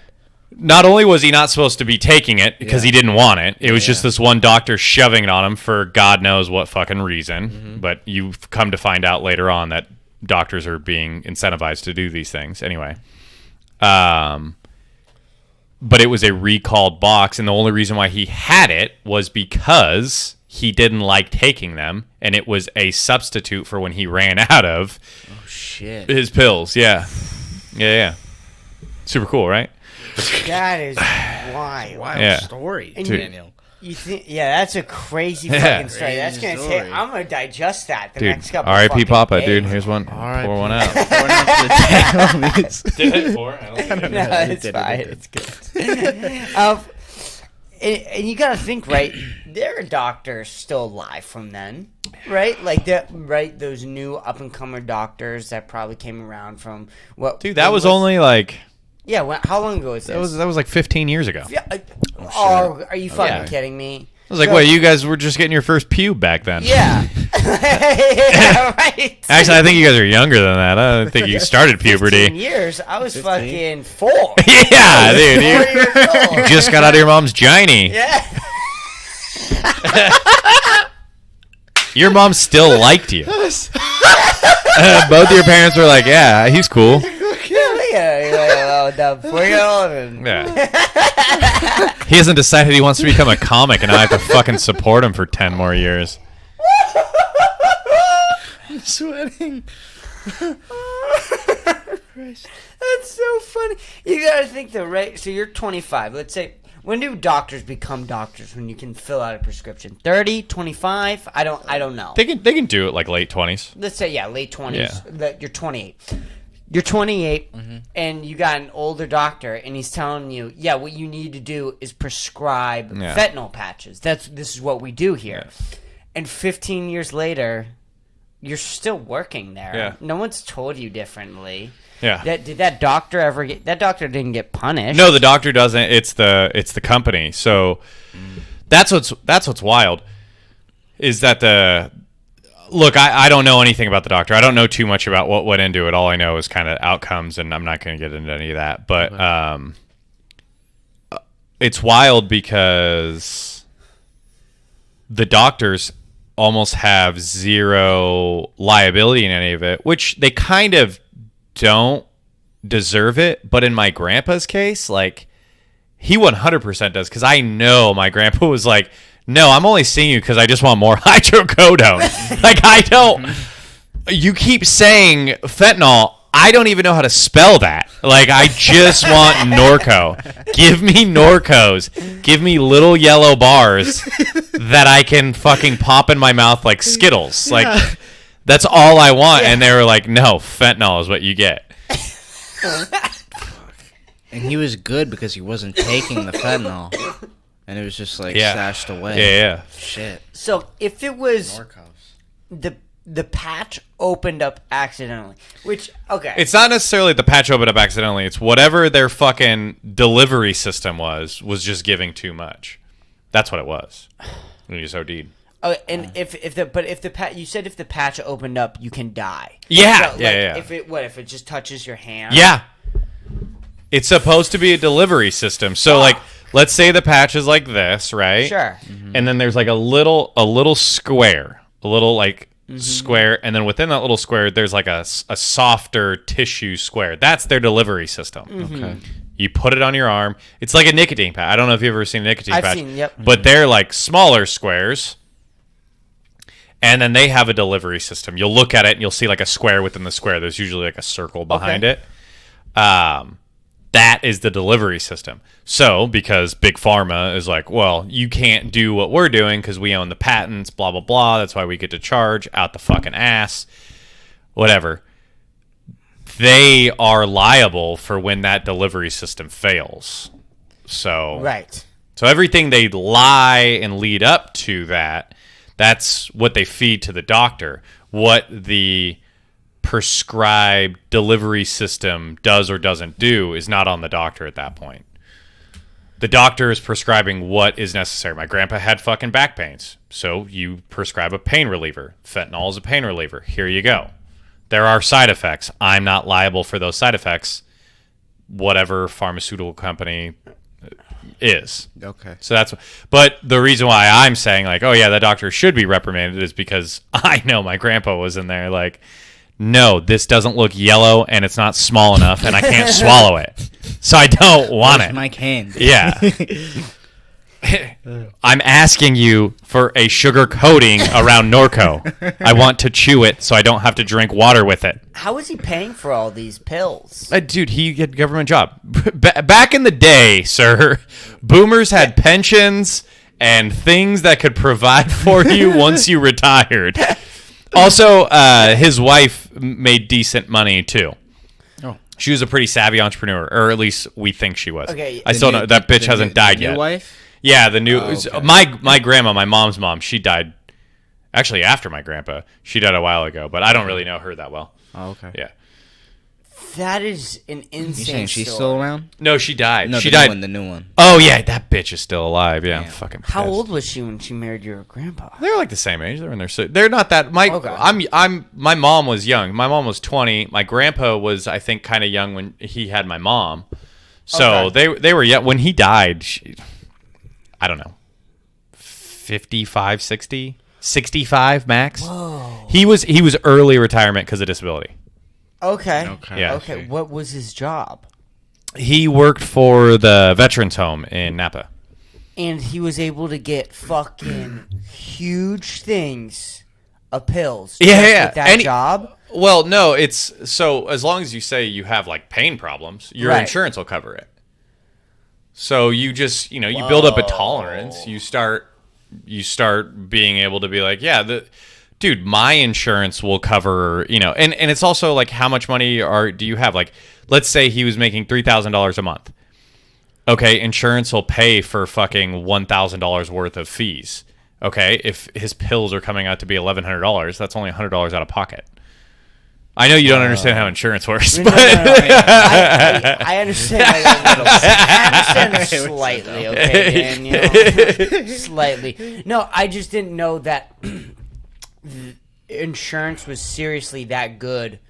Fucking. Well, he's also government, especially back then. That's what yeah. I was saying. It's Yeah. like I didn't know a government insurance company, or what. I don't know how that would work. Is it Yeah. a separate insurance company, or is that the government? Or I don't know how it works. No, they just give you pension. So they say within the pension they're going to pay you X amount. They're going to give you X amount for insurance. They're going to do blah blah blah. When you lose a job, you have this thing called Cobra that you could pay for, which basically replicates your insurance, but you have to pay out of pocket, and it's usually relatively Right. expensive. I've never gone with it because I'm like, dude, I don't have a fucking job. I'm not going to pay $300 a month. Like, I'm Right. not. No, thank you. You ever think about taking those pills and selling them? I did. Oh, you did. Yeah. Oh, yeah. Because Dude, I went to jail for drug sales. Right. That's what I was Yeah. saying. Like, I never would've took started them. there. I would ask him for it because I got yelled at one time because his crazy wife had a son and a daughter. The son was a crazy fucking drug addict that lived in their fucking garage the same time I was living with them, and their daughter had a kid. Or no, the son had the kid. Their daughter ended up going in the military at like a later age, like 23, and I was living with him, and my grandpa calls me into his room one day, and he's like, "Hey, buddy, I gotta ask. Candy won't leave me alone." Candy was the wife's name. Okay. Her name was Candy. Candace. And he's like, "Are you taking money from us?" I was like, "No. Like, I'll ask you for like, you offer me money all the time that I turn down. Like, no, Yeah. I'll just ask." And he was like, "I know." And I go, "It's fucking Jeff." That was her son's name. And he goes, "I know." He's like, "But Candy thinks it's your fault for everything." And I was like, "I know, Papa. Like, it's fine." I was like, I get it. Shut the woman up, right? Like, you did your job. I'm not doing it. She blamed everything on me. Dude literally was such a drug addict. He rigged the garage door, which locked from the inside of the house, not the inside of the garage, right, to lock from the outside. And he only functioned during the nighttime. And she was like, Daniel's stealing money from us. And I was like, no, your cockroach son is stealing money from you, not me. Like, I don't know why you're... Yeah. Well, it's her baby boy in her mind, I guess. And oh, dude, she blamed me for everything. Fucking Fuck, dude, lived that with sucks. him. Yeah. And so wait, he had a son. Daughter. He had a daughter. Yeah. Did she live at the house? Yeah, she lived in the room next to me. did? Yeah. How old was she? What? She's probably... I don't know, she's probably like 26, 27 now. This is insane. So, Yeah. okay. You're living with your grandpa who's taking handfuls of pills that he's getting government compensated for. And then he marries a wife who has a son who's a drug addict who also has a daughter. Yeah. Who also has another daughter Yeah. who's going to the military. Yeah. And your mother is also living in My mom isn't living No, there. No, who- no. Are you living within your parents or where? No, my mom's on her own. Oh, your mom's Yeah. on your own. I lived with my grandpa for my senior year, so I could go Okay. back to school in Napa. Okay, so none Yeah. of your parents were there. No. So it was that Parent. was the. I only have one parent. You only have one parent. And that's. Test tube was the... No, I'm just kidding. But that was it, and you lived there for how long? About a year and a half, and then I got kicked out because the crazy fucking wife. My papa was like, You got got kicked out? Yeah, You know, he Candace was is like, a bitch name, dude. yeah, dude, she was crazy. She was fucking crazy. She lived in our... She didn't live in our house, but when she was like kind of taking care of my grandpa when he was living with us. Yeah. We lived in a house, like I said, we lived out in the boonies, so we lived on a well. I don't know if you guys know about well water, but it's like it's very sulfury, so it smells like farts, basically. Sure. Is like rotten eggs. Yeah. You don't drink it, you don't do anything, you just basically bathe in it, wash your hands in it, but otherwise you fucking don't do anything with the water. And and I came inside and my mom was like, wash your fucking hands. You've been outside all day long. So I washed my hands. And it's in the kitchen sink. And she comes in and she goes, what are you doing? And I was like, washing my hands. The fuck are you doing? Mm-hmm. And she's like, oh, honey, you don't wash your hands in the sink. And I go, What? where do I wash them? She's like, you go to the washroom, bathroom. And I was like, but there's a sink right here. Like, what do you... She goes, yeah, but that's where food goes. And I go, yeah, also dirty plates. And like, What the fuck is she talking so about? many... Was Yeah. Also, you're in my home. Go away. So, fast forward, I'm living in her house now, right? I'm trying to follow her bullshit rules. I'm outside doing gardening for her. She's a big gardener. She owned a floristry shop. And I come in. I'm gardening also with her granddaughter. That's the son's daughter. Oh, yeah. And I come in. I go to the bathroom. There's a bathroom right by the kitchen. You come in from the outside. There's the kitchen sink, and then there's like a bathroom. It's like a half bath. I go into there. I wash my hands because I'm like, you don't wash your hands in the fucking sink in this bitch's house. Her fucking granddaughter goes right to the kitchen sinks and starts washing her hands. And I come out of the bathroom and I see it, and I go, Candy. What are you doing? And she's like, what? And I go, what's this? She goes, she's washing her hands. I go, you don't wash your hands in the kitchen sink, honey. And she's like, why wouldn't you? And I was like, Oh my you God. son of a bitch. She just You made son of that a shit up to get bitch. mad at you? No, she's just old. Dude, she's old. Dude, she comes from the East Coast. She says washing machine. Like, she's old school. She's So easy. old school lady. And you don't wash your hands in the kitchen sink. I'm sure that was a thing back in the day. I don't know. Oh, okay. But, like, no, she said that in my house. And then when I was trying to be nice, she gave the fucking leeway to her granddaughter, whose son was stealing money from her, that she blamed on me. And I was like, hold on, I'm following the rules, but your fucking tweaker-ass son and your shitbag granddaughter can do whatever they want? Like, this is bullshit. I'm the bad guy. Oh, my God, I was so mad. do you stay in contact with any of them? No. You're out. When You're out. So when my grandpa died, a whole bunch of shit happened, but she came around the family for a little while because my family was like, you did a lot for Philip. That was my grandpa's name. And they were like, we appreciate everything you did. And I was like, yeah, I appreciate everything you did. I don't appreciate how much of a fucking cunt you were to me. And everyone's like, well, you gotta like understand that what she did is kind of like, it's almost like the utilitarianism. Like it was for the greater good. Like she was a bitch, but she did it for the great. And I was like, no, she was a bitch to me. My grandpa's dead now. She was a cunt to me. I don't have to be nice. She doesn't come around the family anymore because she would show up and she would be like, well, let's say we're like in the kitchen and she'd be talking and I would just fucking step in front of her and just start talking to the rest of the family. I'd be like, she's not a part of us, guys. She'd get the fuck out. Like I didn't care about her at all. She also did some shady shit in the end, but like I was like, no, she doesn't belong, and I made it very clear that like you're not welcome here, you old hag. Dude, Yeah. that is a crazy fucking That's a wild story. No wonder you're a comedian. That's your origin story. Dude, no, that's He's gonna get revenge on Candy. that had to fucking change your fucking brain. Because how old were you? You were... That time I was like 18. Yeah, had to have changed your brain. I don't know. Dude, I've gone through worse. What I don't even remember my fucking... I don't remember anything until I was in about 5th grade. Fuck. Yeah. I have no memories until I was in about 5th grade. No memories? No. Zero? The only ones I have are like really extreme, intense situations, like when my mom and my dad split up. That was it. And then like I for some reason remember the how the apartment we lived in a certain place we lived in when I was younger. I was probably around like 4. Yeah. For some reason, I remember the layout of it, but only to a certain extent. I remember walking in. I remember how the living room was set up. Like I can see a picture in my head right now.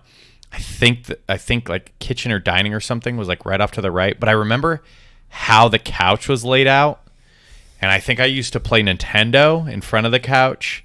And then I remember there was a hallway. I don't remember anything past the hallway. And then I remember when I was like 5 or 6, when I was living in Galt, I remember my bedroom. This is when that guy who introduced me to Diablo. And I remember his computer area was outside. I remember the door. There was a couch by the door. I remember there was a kitchen. I don't really remember how it was set up. I remember where my grandma's room was because that's where I learned how to read. Hooked on Phonics. Shout out Hooked on Phonics. and that's it. And then I remember for some reason the signage on elementary schools. You know how they would have like signs that were like accredited since blah blah blah. River Oaks had that. It was like a streamer and like stars and stuff. That's it. And then like Mount George, which is when I was in like 4th grade, pops up. That's it. Those are the only things I remember. Whoa. Yeah. Oh, I remember getting bit by a dog. That one. That's okay. Yeah, like 4 years old. But it's all clips. Yeah, all of clips. course. Yeah. That's I don't remember how anything memory works like that. until fifth grade. When you like start. Yeah. Okay. And then even in 5th grade, I really only remember like getting into fights. Shit. Yeah. How being many fights suspended. did you get into? I got bullied, but by like the older kids. I was in a 4th, 6th combo. I don't know why they thought that would be smart. 4-6 combo? What's up? So I was a 4th grader with 6th graders. 4th grader with 6th. Yeah, I was smart when I was younger, so Okay. they put us like, and the 4th graders would do their own learning, but like you would learn kind of along with the 6th graders. Mm-hmm. That's why I've done so much public speaking. I would always like, I read at a higher level. I spoke better than most kids my age. Right. So like I did speech and debate shit when I was in like 3rd grade. Right. Yeah. So like I did those things. So I was in a 4th, 6th combo. And then it was 3 girls and me. So I got bullied by the girls. And then I got bullied by all the 6th graders. And so I used to fight the 6th graders all the time. Yeah. Yeah. I got into a lot of fights with the 6th graders. I got suspended so many times. Yeah. Did they beat your ass, or did you beat their ass? I mean, you're that young, like you can't really hurt each other. Like you're not strong enough to yet. I didn't really start getting hurt until I was older. that's when men are men, not when they're little twinks. not when they're still deciding whether they're going to be boys or girls.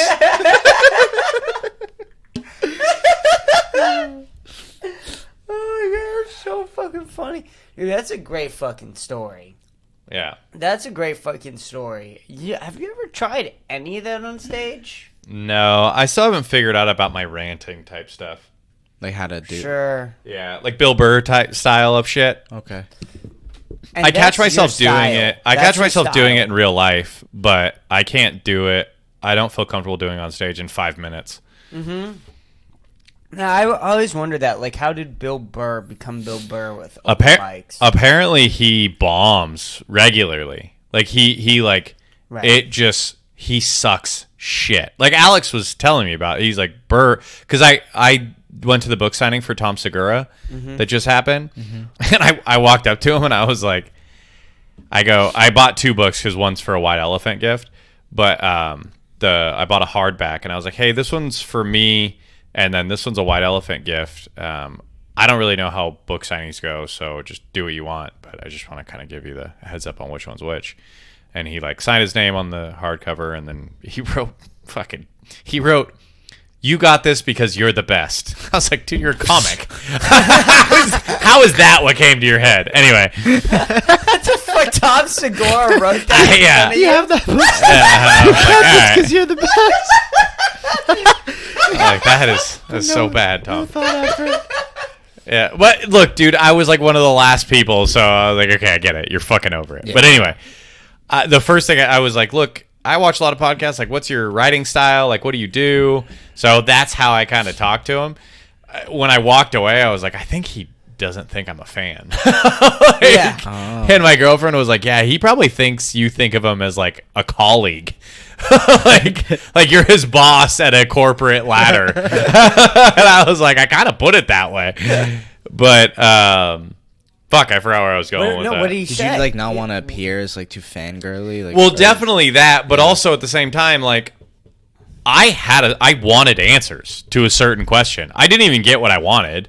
He basically said to me, like, "Oh, I know where I was going with this." What he said to me was, "Well, I just released my special, so his special's coming out 4th of July." And he's like, "I have to write nonstop now," and I was like, "Well, what does that like entail?" And he's like, "Look, if you feel like you're not writing enough, you need to." He goes, "If you feel like you're writing enough, you need to write more." I was like, "Okay, that's fair." Like that, you didn't give me any sort of technique or anything like that, but you're no different than I am. You're just much more like honed in how you write and what you write about. Therefore, you're gonna be more like narrowed. Sure. So like Burr, when he was younger, he also said, I watched him on a early Kill Tony. He was like, I crushed my notebook like crazy. Bill so Burr? yeah, he used to look. He said he used to look at his notebook like his first like year or two. He would just read from it. And I was like, holy shit. Okay, like I feel like blasphemous when I read from my Bill notebook. Burr on Kill Tony? Yeah, on one of the earlier ones. Okay. I went all the way to the earliest episode they still have on their YouTube channel. Oh, okay. And Yeah. the fucking... When did Bill Burr go on Kill Tony? When was that? He's been on... I've seen him, he's been on the recent ones, but Right. like you got to go all the way to the back. Yeah, and then Yeah. he would fucking bomb? Oh no, he didn't bomb on Kill Tony. yeah. No, he was his start. he was a Okay, I'm getting... judge or whatever you want to call the panel. Sure. Yeah. And he was getting mad at Tony for roasting these people for doing a I've seen minute. that clip. And Tony was like, "No, you can be funny in a minute." He goes, "No, you fucking can't." He's like, "And what are you getting mad at him? Like, he doesn't know his fucking joke because he doesn't have his notebook. He's been doing it for a fucking year. Like, give the kid a break." Like, he was like defending people. Whoa. Yeah, Burr's like a really like kind guy, even though he's a cunt on stage. Right. Yeah, dude. Yeah. Yeah, we were talking about that the other day, too, is... What is Tony it? can be a dick, dude. Yeah, AJ Valentine. I don't know if you know AJ Valentine. Yeah. He's a goofball. He's so fun. I think he's funny. He's a wild card. I mean, I think he's funny. I love his stand up, but he's He's out there. He's Yeah. very alternative with Yeah. comedy. And Dom was you fucking say it. You did. You watched it. You told me. I didn't watch the whole episode on Kill Tony. Sometimes I'll just like skip around to see if like there's a comic that AJ went up. AJ went up. I think it's the most recent episode. Okay. Tony was in like a bitchy mood and just did not like AJ at all and was kind of being a dick. Well, Tony can get in bitchy moods. Tony is. Yeah. I mean, look at him. He's a fucking diva. He's built like a diva. There's women who are bigger than him. Yeah. He has to act the way he acts. He might get beat up by a girl. Napoleon thing, yeah. Girl. Dude, he is. He's a great stand-up comic and he's good at what he does. But man, he can be a pill. I think Cameron Illick, I think he killed his Kill Tony. Oh yeah. However, Tony was the most polite version of himself I've ever seen because I think his mom was there. Mm-hmm. Yeah. Like I 100%. Cameron did great. Yeah. Tony didn't fucking get on him at all about anything, and Cameron kind of wasn't giving me and Cameron talked about it. His interview wasn't super great. His stand-up was fucking awesome. I don't care about that, but for Tony's typical Interview process. interviews, he hates when people are like, I don't know, like, because I've talked about it with Cameron, like, how's your interview? Like, this is 50-50. Kill on your fucking minute. What's your interview? And we would always talk about it. What are you going to talk about? What are you going to do? What do you? Yeah. And his interview was very like, well, I do this. He said some kind of funny things, whatever. But Tony didn't rip him on anything. And on some of the things that he said, Tony has fucking eaten people alive.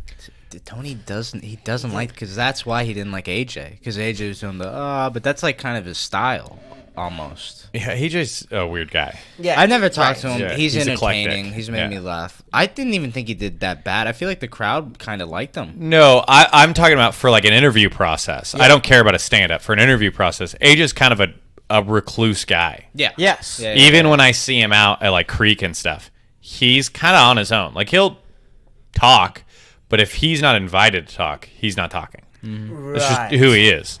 So if Tony ate him alive, I can 100% see it. But at the same time, if he answered some of the questions the way Cameron did, Tony didn't say shit. But again, Cameron did kill. I mean, He did good. yeah, he did really well. He did really well. But he still didn't give a good interview, which Tony eats. Yeah. Like he eats those people. And Cameron's a little like, I love Cameron. He's a little socially awkward.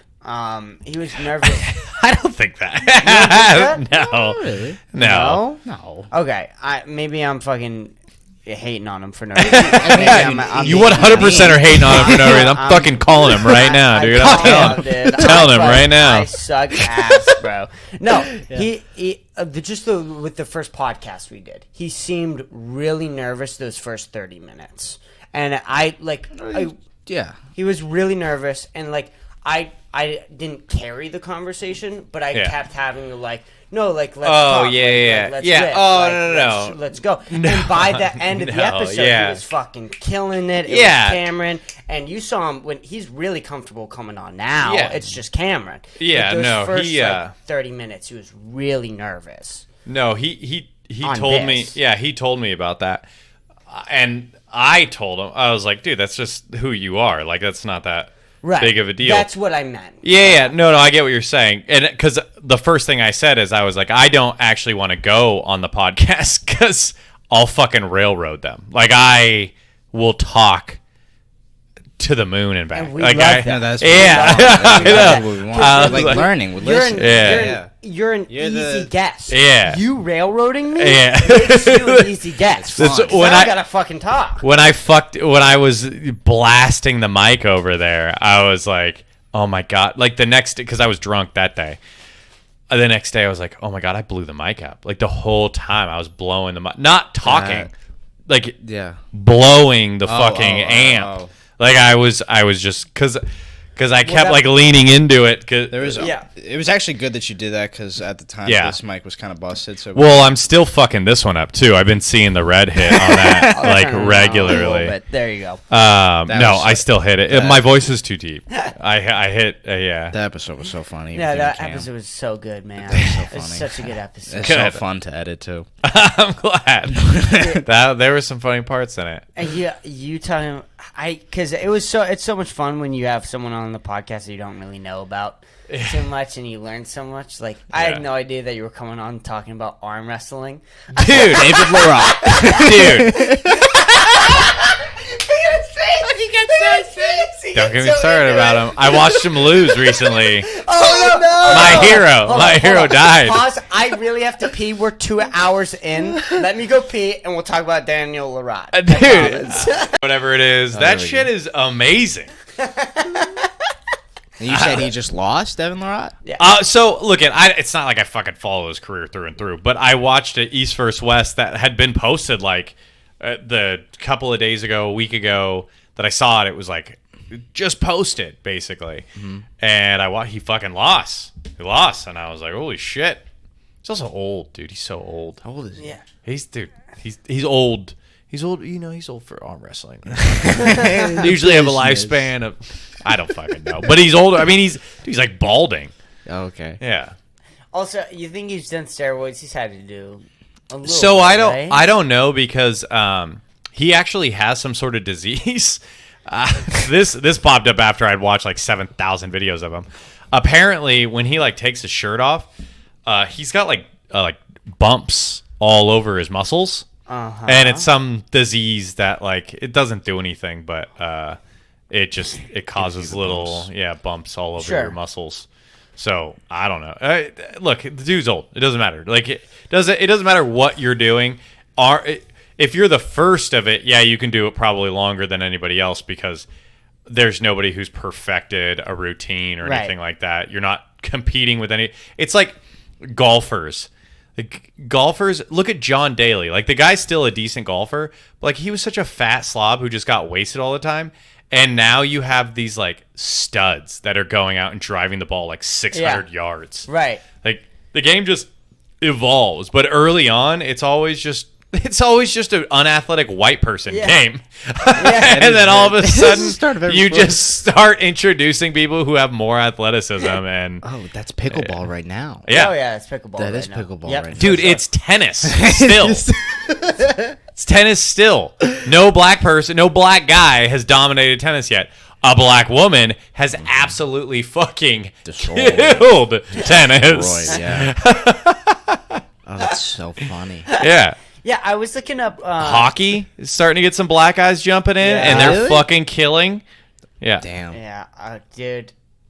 I don't want to say it. No, never mind. Nope. No, I was looking up swimming records the other fucking day because. Well, I mean, That's just let's not get into this. There's reasons why those records aren't going to be broken by certain people.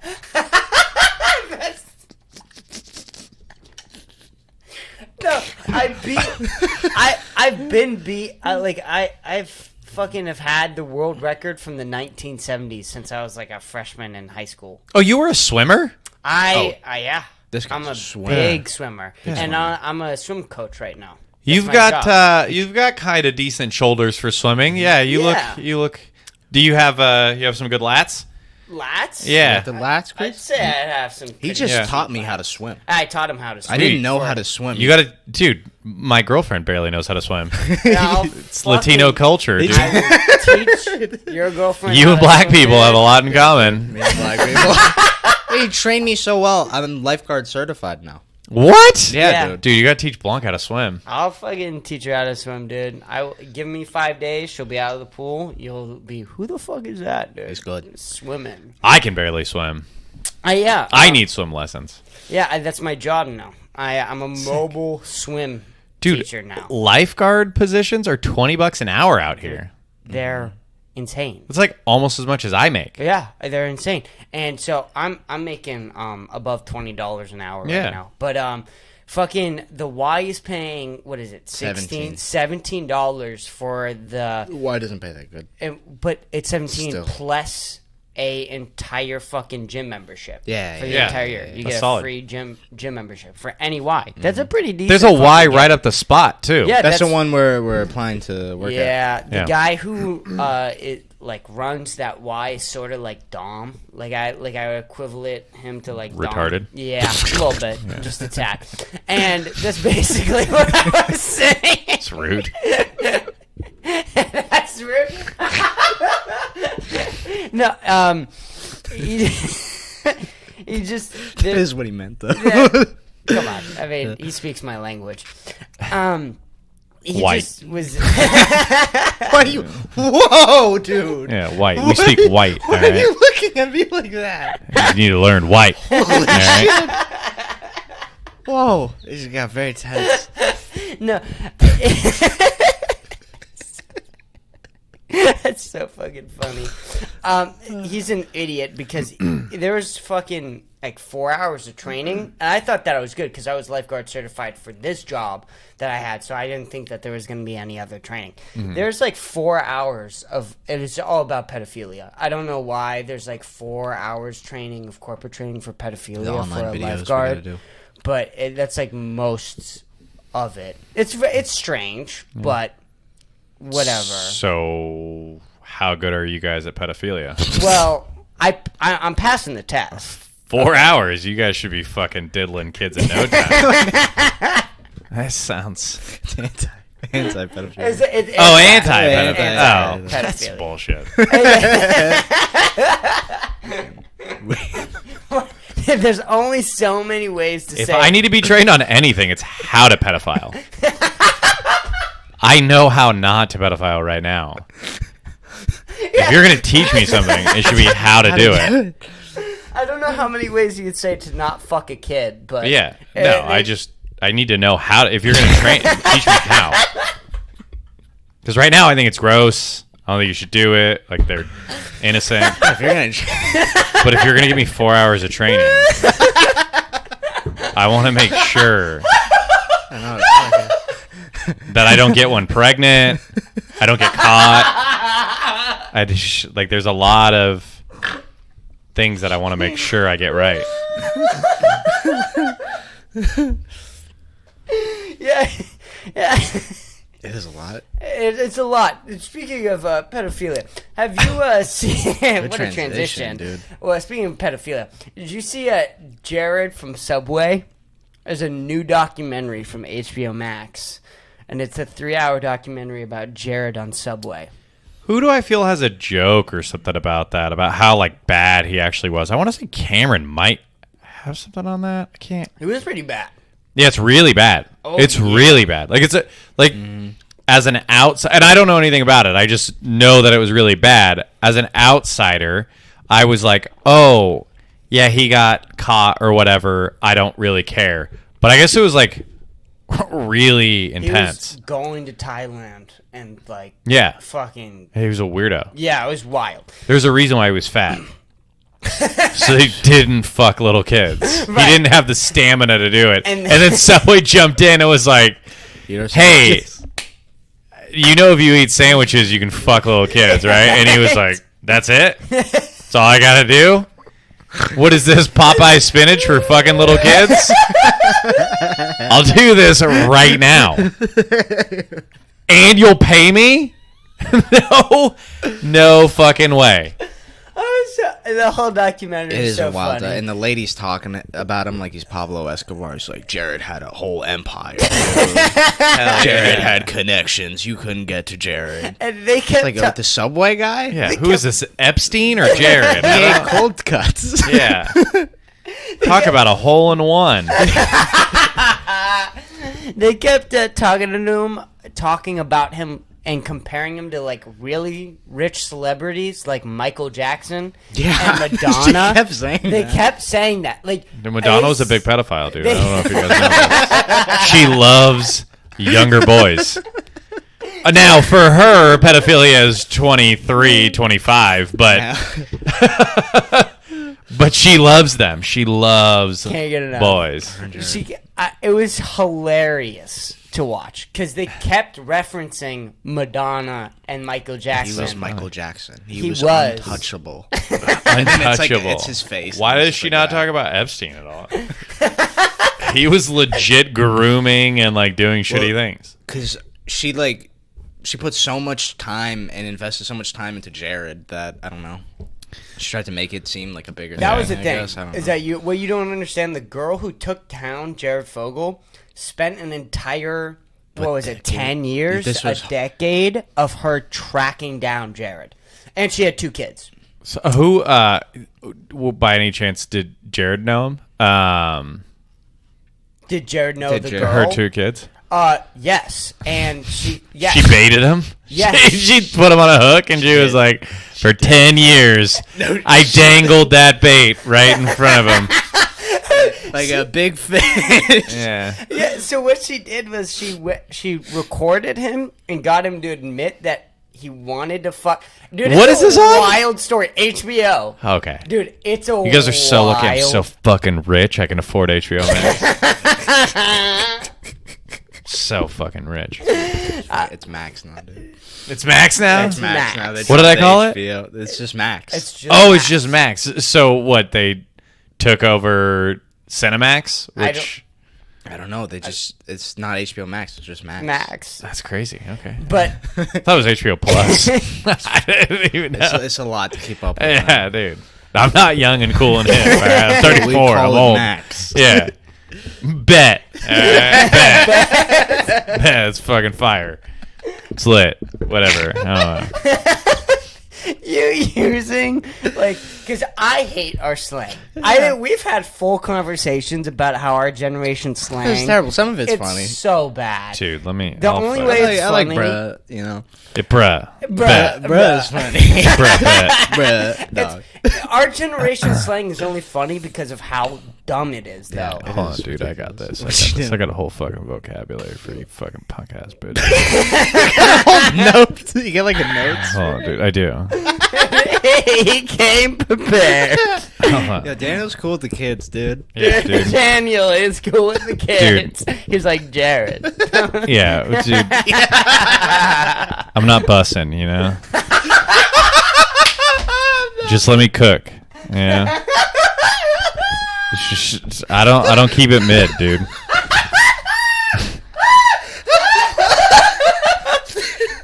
Fucking.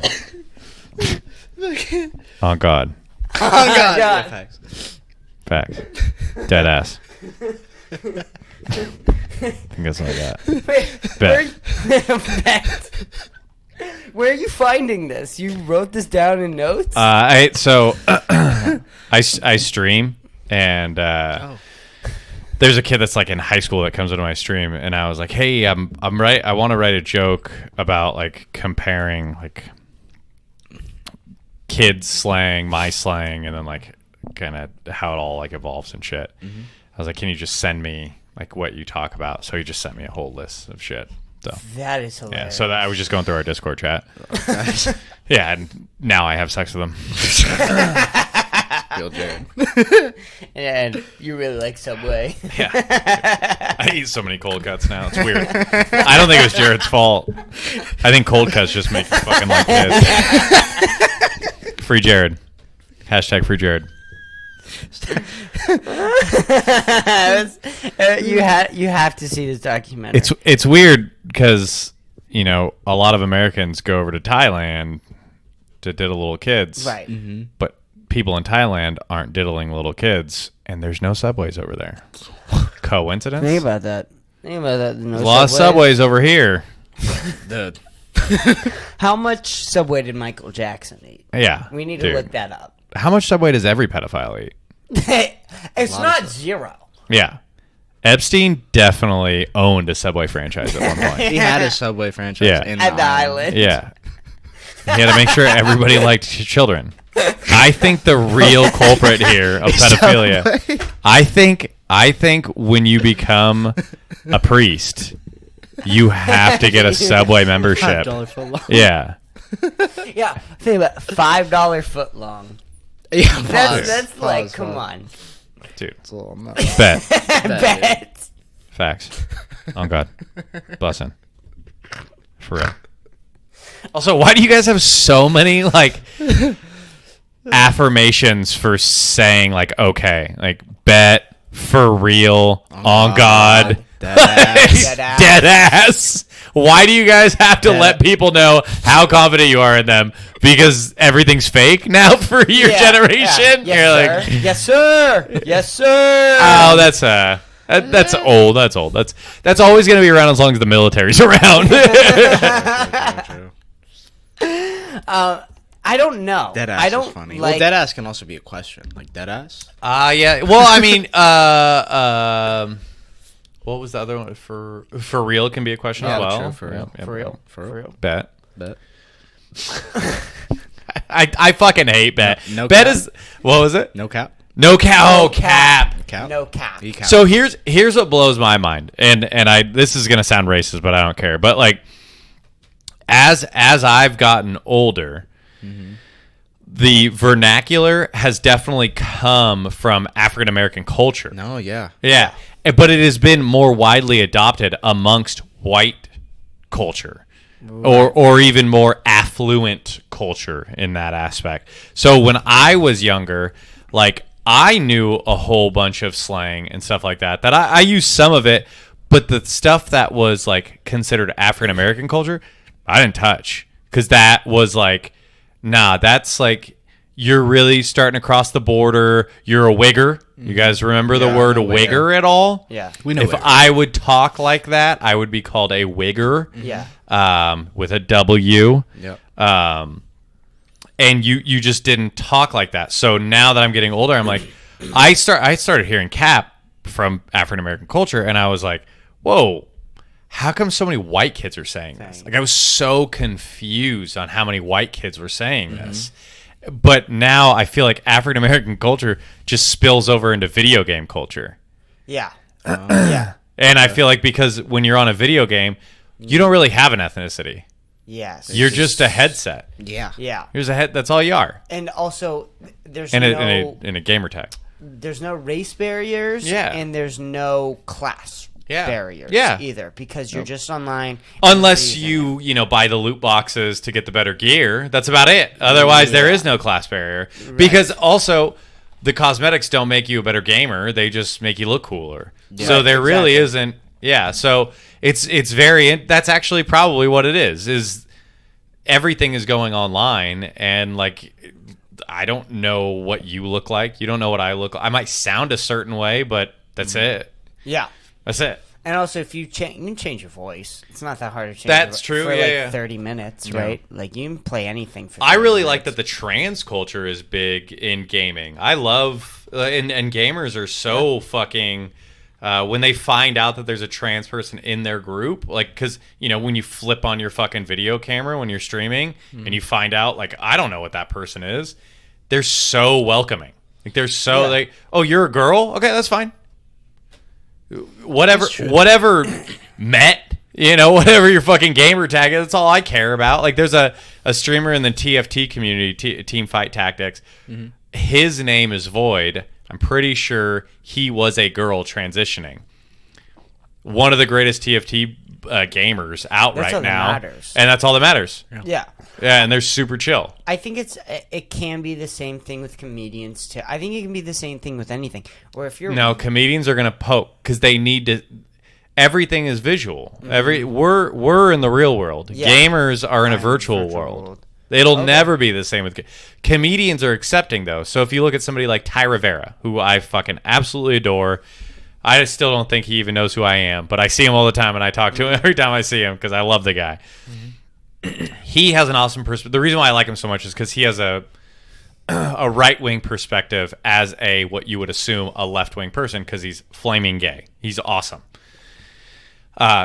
Grew up when times were tough for gay people. Like he gets what it is to be gay. Yeah. Yeah, tough. And not that it's less hard. Easy. I'm just But, saying. well, But AIDS. anyway. AIDS is not a problem. Yeah. Anyway. The beginning. But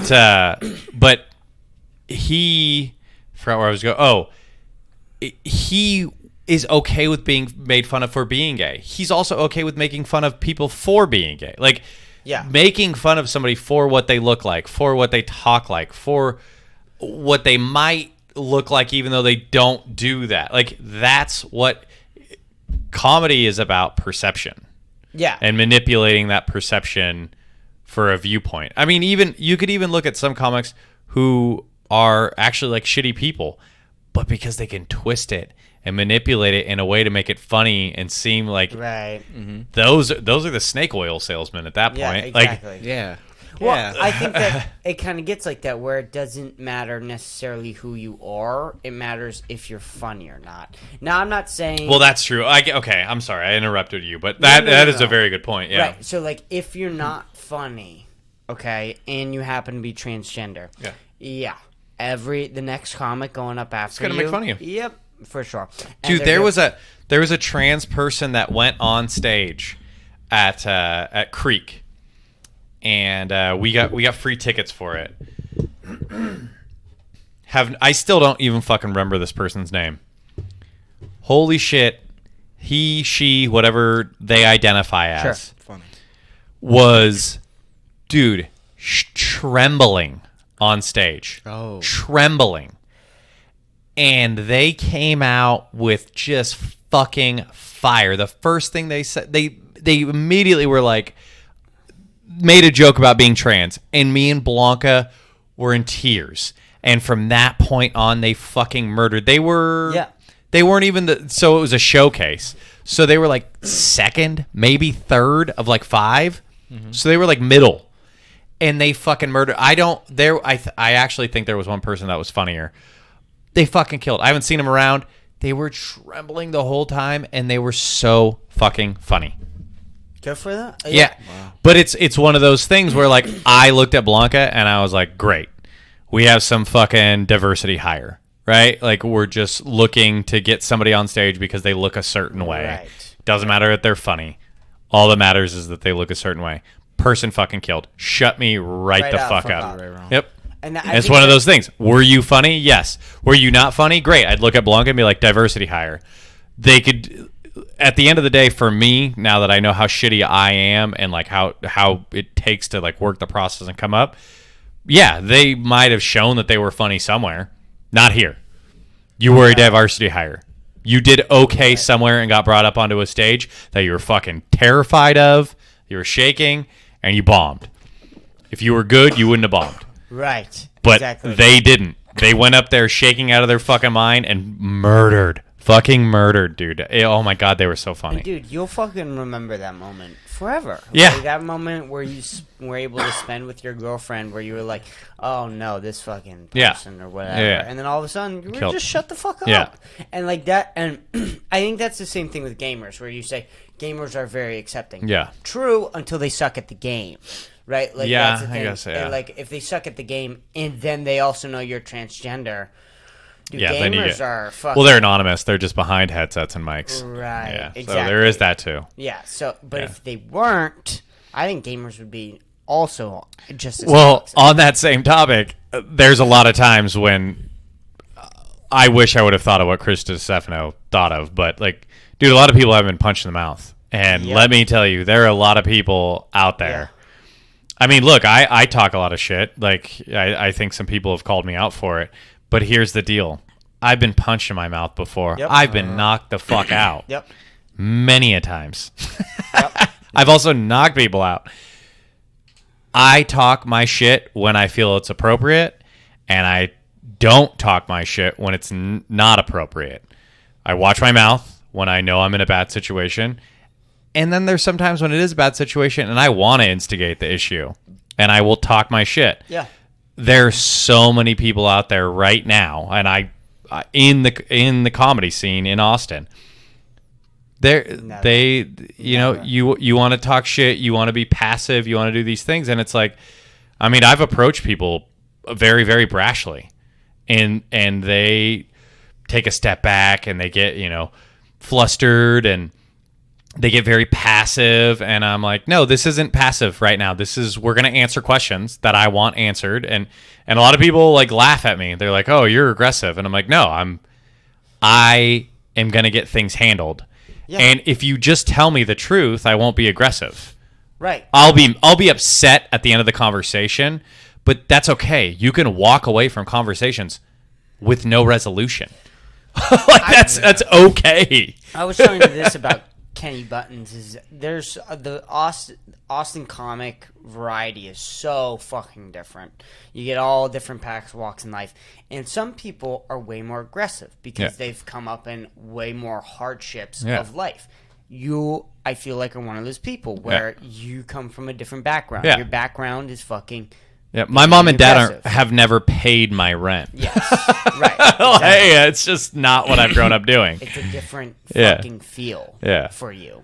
So, and that comes off in your comedy, and that comes off when you're at open mics. Yeah. Not saying you're not a nice guy. I know that. I'm saying though that I know, like I tell some other comics around my circle that I tell them, I go, do not be like me. You've got too much potential. Do not be like me. Because I am going to get blackballed. I am going to burn bridges. The only thing that is going to save me is funny is funny. Yeah. Like, if at the end of the day, I'm 5 years into this and I'm still not funny, well, then I'm going to have been blackballed so much because I will push buttons. But I don't care. That's who I am. Whereas my other friends who are good comics, I tell them, do what you're doing. Do not do what I do because you're young enough. You're funny enough. You're X, Y, and Z. Yeah. You are not me. Keep playing the fucking game. I don't know how to politic. I know how to find answers. And that's why I'm so fucking good at sales, because I can manipulate and work my way in. But at the end of the day, I'm finding a solution. When I have an end game, I know how to get to the game. It's not always the best way. I don't close every deal, let's be real, but I know how to find it. So when I start approaching people in real life, my fastest way from point A to point B is always aggressive because people are so uncomfortable. They give me the answer quick. Right. That's it. No. And the people who are as aggressive as me push back, and then I dog tail between my legs. I go, oh, you get me. We're going to get the solution together. Let's play the game. Right. And that's when I start playing a game, but it's always asking the correct questions. But when it's fucking timid ass, passive, I get so frustrated with some of the people around here. I don't play that game. Of course you don't. And here's the thing. I don't think a lot of people, and me included, okay? I haven't spent a whole lot of time around drug dealers and fucking people who have been to prison. But I was a drug dealer for a good amount of time for fucking, I don't know what it was, 13, 14 months or some shit like that, where I went really fucking hard. Yeah. And in those 14 months, I learned a lot. Huh. A lot. And when you sell drugs, you're going to fucking learn a lot, especially when you're a white kid living in the suburbs. Yeah. Because you're exposed to these fucking criminals, and you've never been around these criminals. Yeah. So even I have a little bit more comfort with you. Like, I'm very comfortable talking with you. There are people who have never done anything like that, ever. And they lived in the suburbs their whole life. They never came down. And again, I don't like being that white kid from the suburbs who's like, well, I'm hood. Yeah. I'm hood. No. I was still raised in the suburbs, but my mom was white trash. My mom has a similar story to yours. So I didn't live your story, but I heard it my entire life. Yeah. And so that was able to give me a little bit more comfort when talking to people like you. Yeah. And I always tell this to Dom. I have like this life where it's like very middle. In some ways, it's the easiest. I have the easiest life. In other ways, it's pretty difficult in sometimes. But I kind of like that. Because I can, like, understand super privileged people and, like, talk to them. I don't like talking to them. Way. And the other way, too, where it's like, you and me are best fucking friends. Yeah. You know what I mean? Like, for me, it's different because I relate more with, like, what people who would be considered minorities and underprivileged, but I don't get looked at that way. Like, me and my girlfriend, Blanca, we get into arguments a lot, and because I'm fucking overbearing, she just leaves me alone. But she's like, no, you don't I don't understand. You're gonna have to leave these last parts out. She's like, you you don't understand white privilege. And I was like, no, I do. You don't understand it. Like, we get in arguments all the time about it because the way I understand white privilege is kids who grew up with something. I didn't grow up with anything. I didn't grow up with fucking anything. Like, my cousin tries to explain it to me of being like, well, you got to see things. And I go, dude, like, I'll show you the letter right now I wrote to myself. I saw a massage therapist. Like, that's not white privilege, sir. Like, I didn't see college. Yeah. Yes. I saw people said I was supposed to go. Yeah, you're right. I did see people who looked like me going, but I didn't hang out with those people. Right. I hung out with the brown people. Like, Right.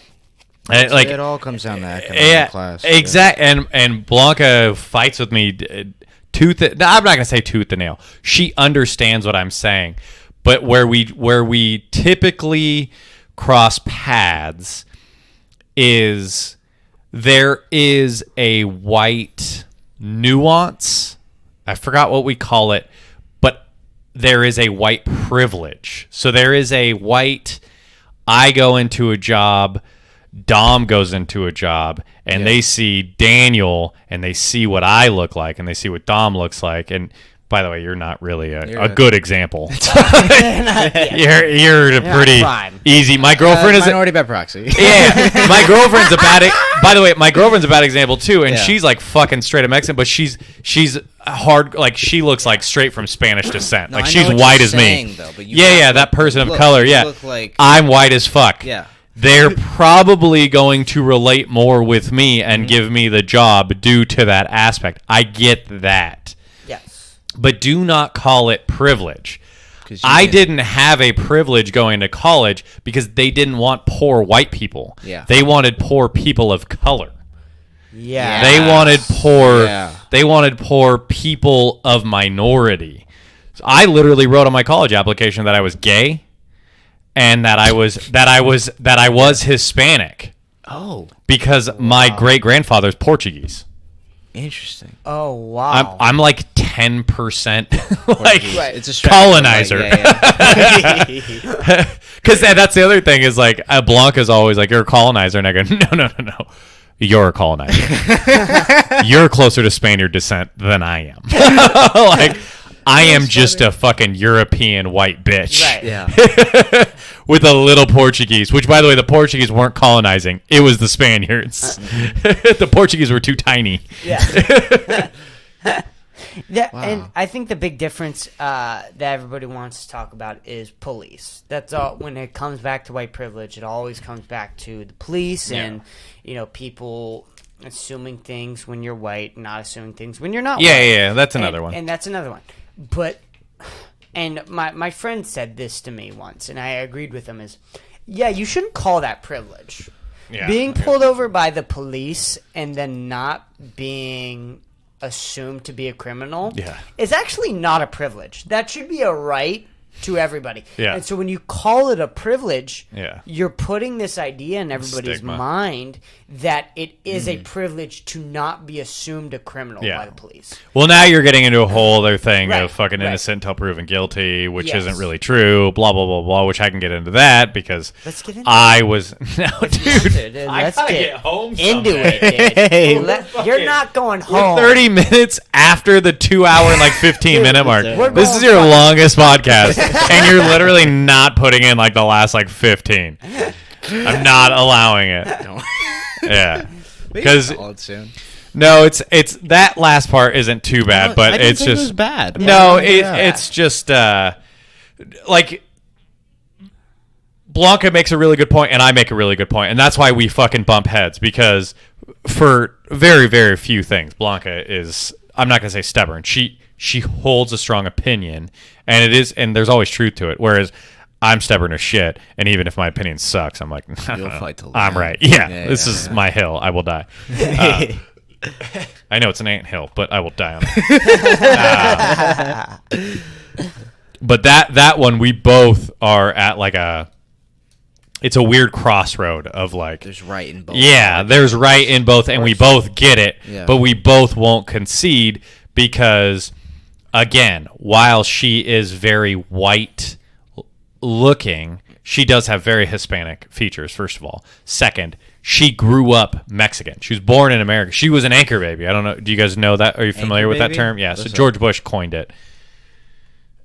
For immigrants, if they come over, any immigrant, not just Mexicans or Latinos, excuse me, if they come over and they give birth to a baby, even if they get deported, they can come back to like help the baby. And I don't know the exact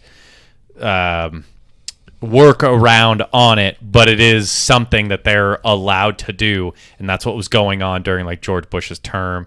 There's some extra things that I haven't looked into, but anchor baby is the term. It's like 2001. I forgot when George Bush, it was everybody's favorite holiday type shit. World Trade Center is going down, everything. Anyway, but she was the anchor baby for her family, and it was like her parents were like, no, you're going to speak Spanish only in the household, and then when you go into school, you aren't going to ESL. That's the fucking cheapskate's way out. That's bullshit. You're gonna be immersed in fucking Mexican culture, and then you're gonna go to a fucking school, and you're not gonna go shit. She straight up, she has videos of her parents recording her and being like, what did you learn in school? Like, what did the teachers teach you? And she would go, because that's what she heard. She didn't hear English. She heard gibberish. Oh shit! So I was like that, but not to that extreme. Yeah. Like I learned Portuguese at home, but I learned English at home too with TV and like shit like that. And well, I'm sure she had TV and stuff, but her parents were like, but when she was in kindergarten, she didn't know fucking drip of English. Wow. Yeah. Wow. And they wouldn't put her in ESL, which is the greatest thing that they did for her was not putting her in ESL, because ESL is the easy way out. She would have learned Spanish basically until she was in like 2nd or 3rd grade. They would have been slowly weaning her in. They just dumped her into fucking kindergarten. Dude, what the fuck? Whoa. Yeah. She used to get bullied a lot because she didn't know any English. Yeah. It was crazy. How do you get bullied if you don't speak that language? Yeah, is it really bullying if you don't understand? She gets it now. Obviously. Oh, that's what they were saying. Like 8 years later, it hits her. But yeah, no, yeah. That's crazy. Good crazy. for her. I love stories like that. And she's really, well, her Spanish sucks now, she says. Yeah. But, she bangs a white guy. She lives American culture. God bless. It's just what she banging white guys. Hell yeah. Dom knows all about that. Is that why you're you friends? Know what I mean, of course he is. All right. Let's fucking end it there. Let's fucking end it there. Yeah, let's fucking end it there. Let's end it on banging white guys. Hell yeah. Banging white guys in the United States. Hey, colonize your culture. All right, colonize your culture. Thank you, everybody, for listening. Thank you, been Daniel. episode 131. Daniel, we appreciate you coming Very back welcome. on. I will railroad a conversation any day of the week. Of Thanks, course, fam. and we You've hope been lit. that you come back on. Fam. And Have fun in Massachusetts. bet. For real. On God, Yeah, on God, yeah. And we hope you come back on and derail another conversation, please. Anytime. Of course. Thank you so much. Thank you, everyone, for listening. Bye-bye.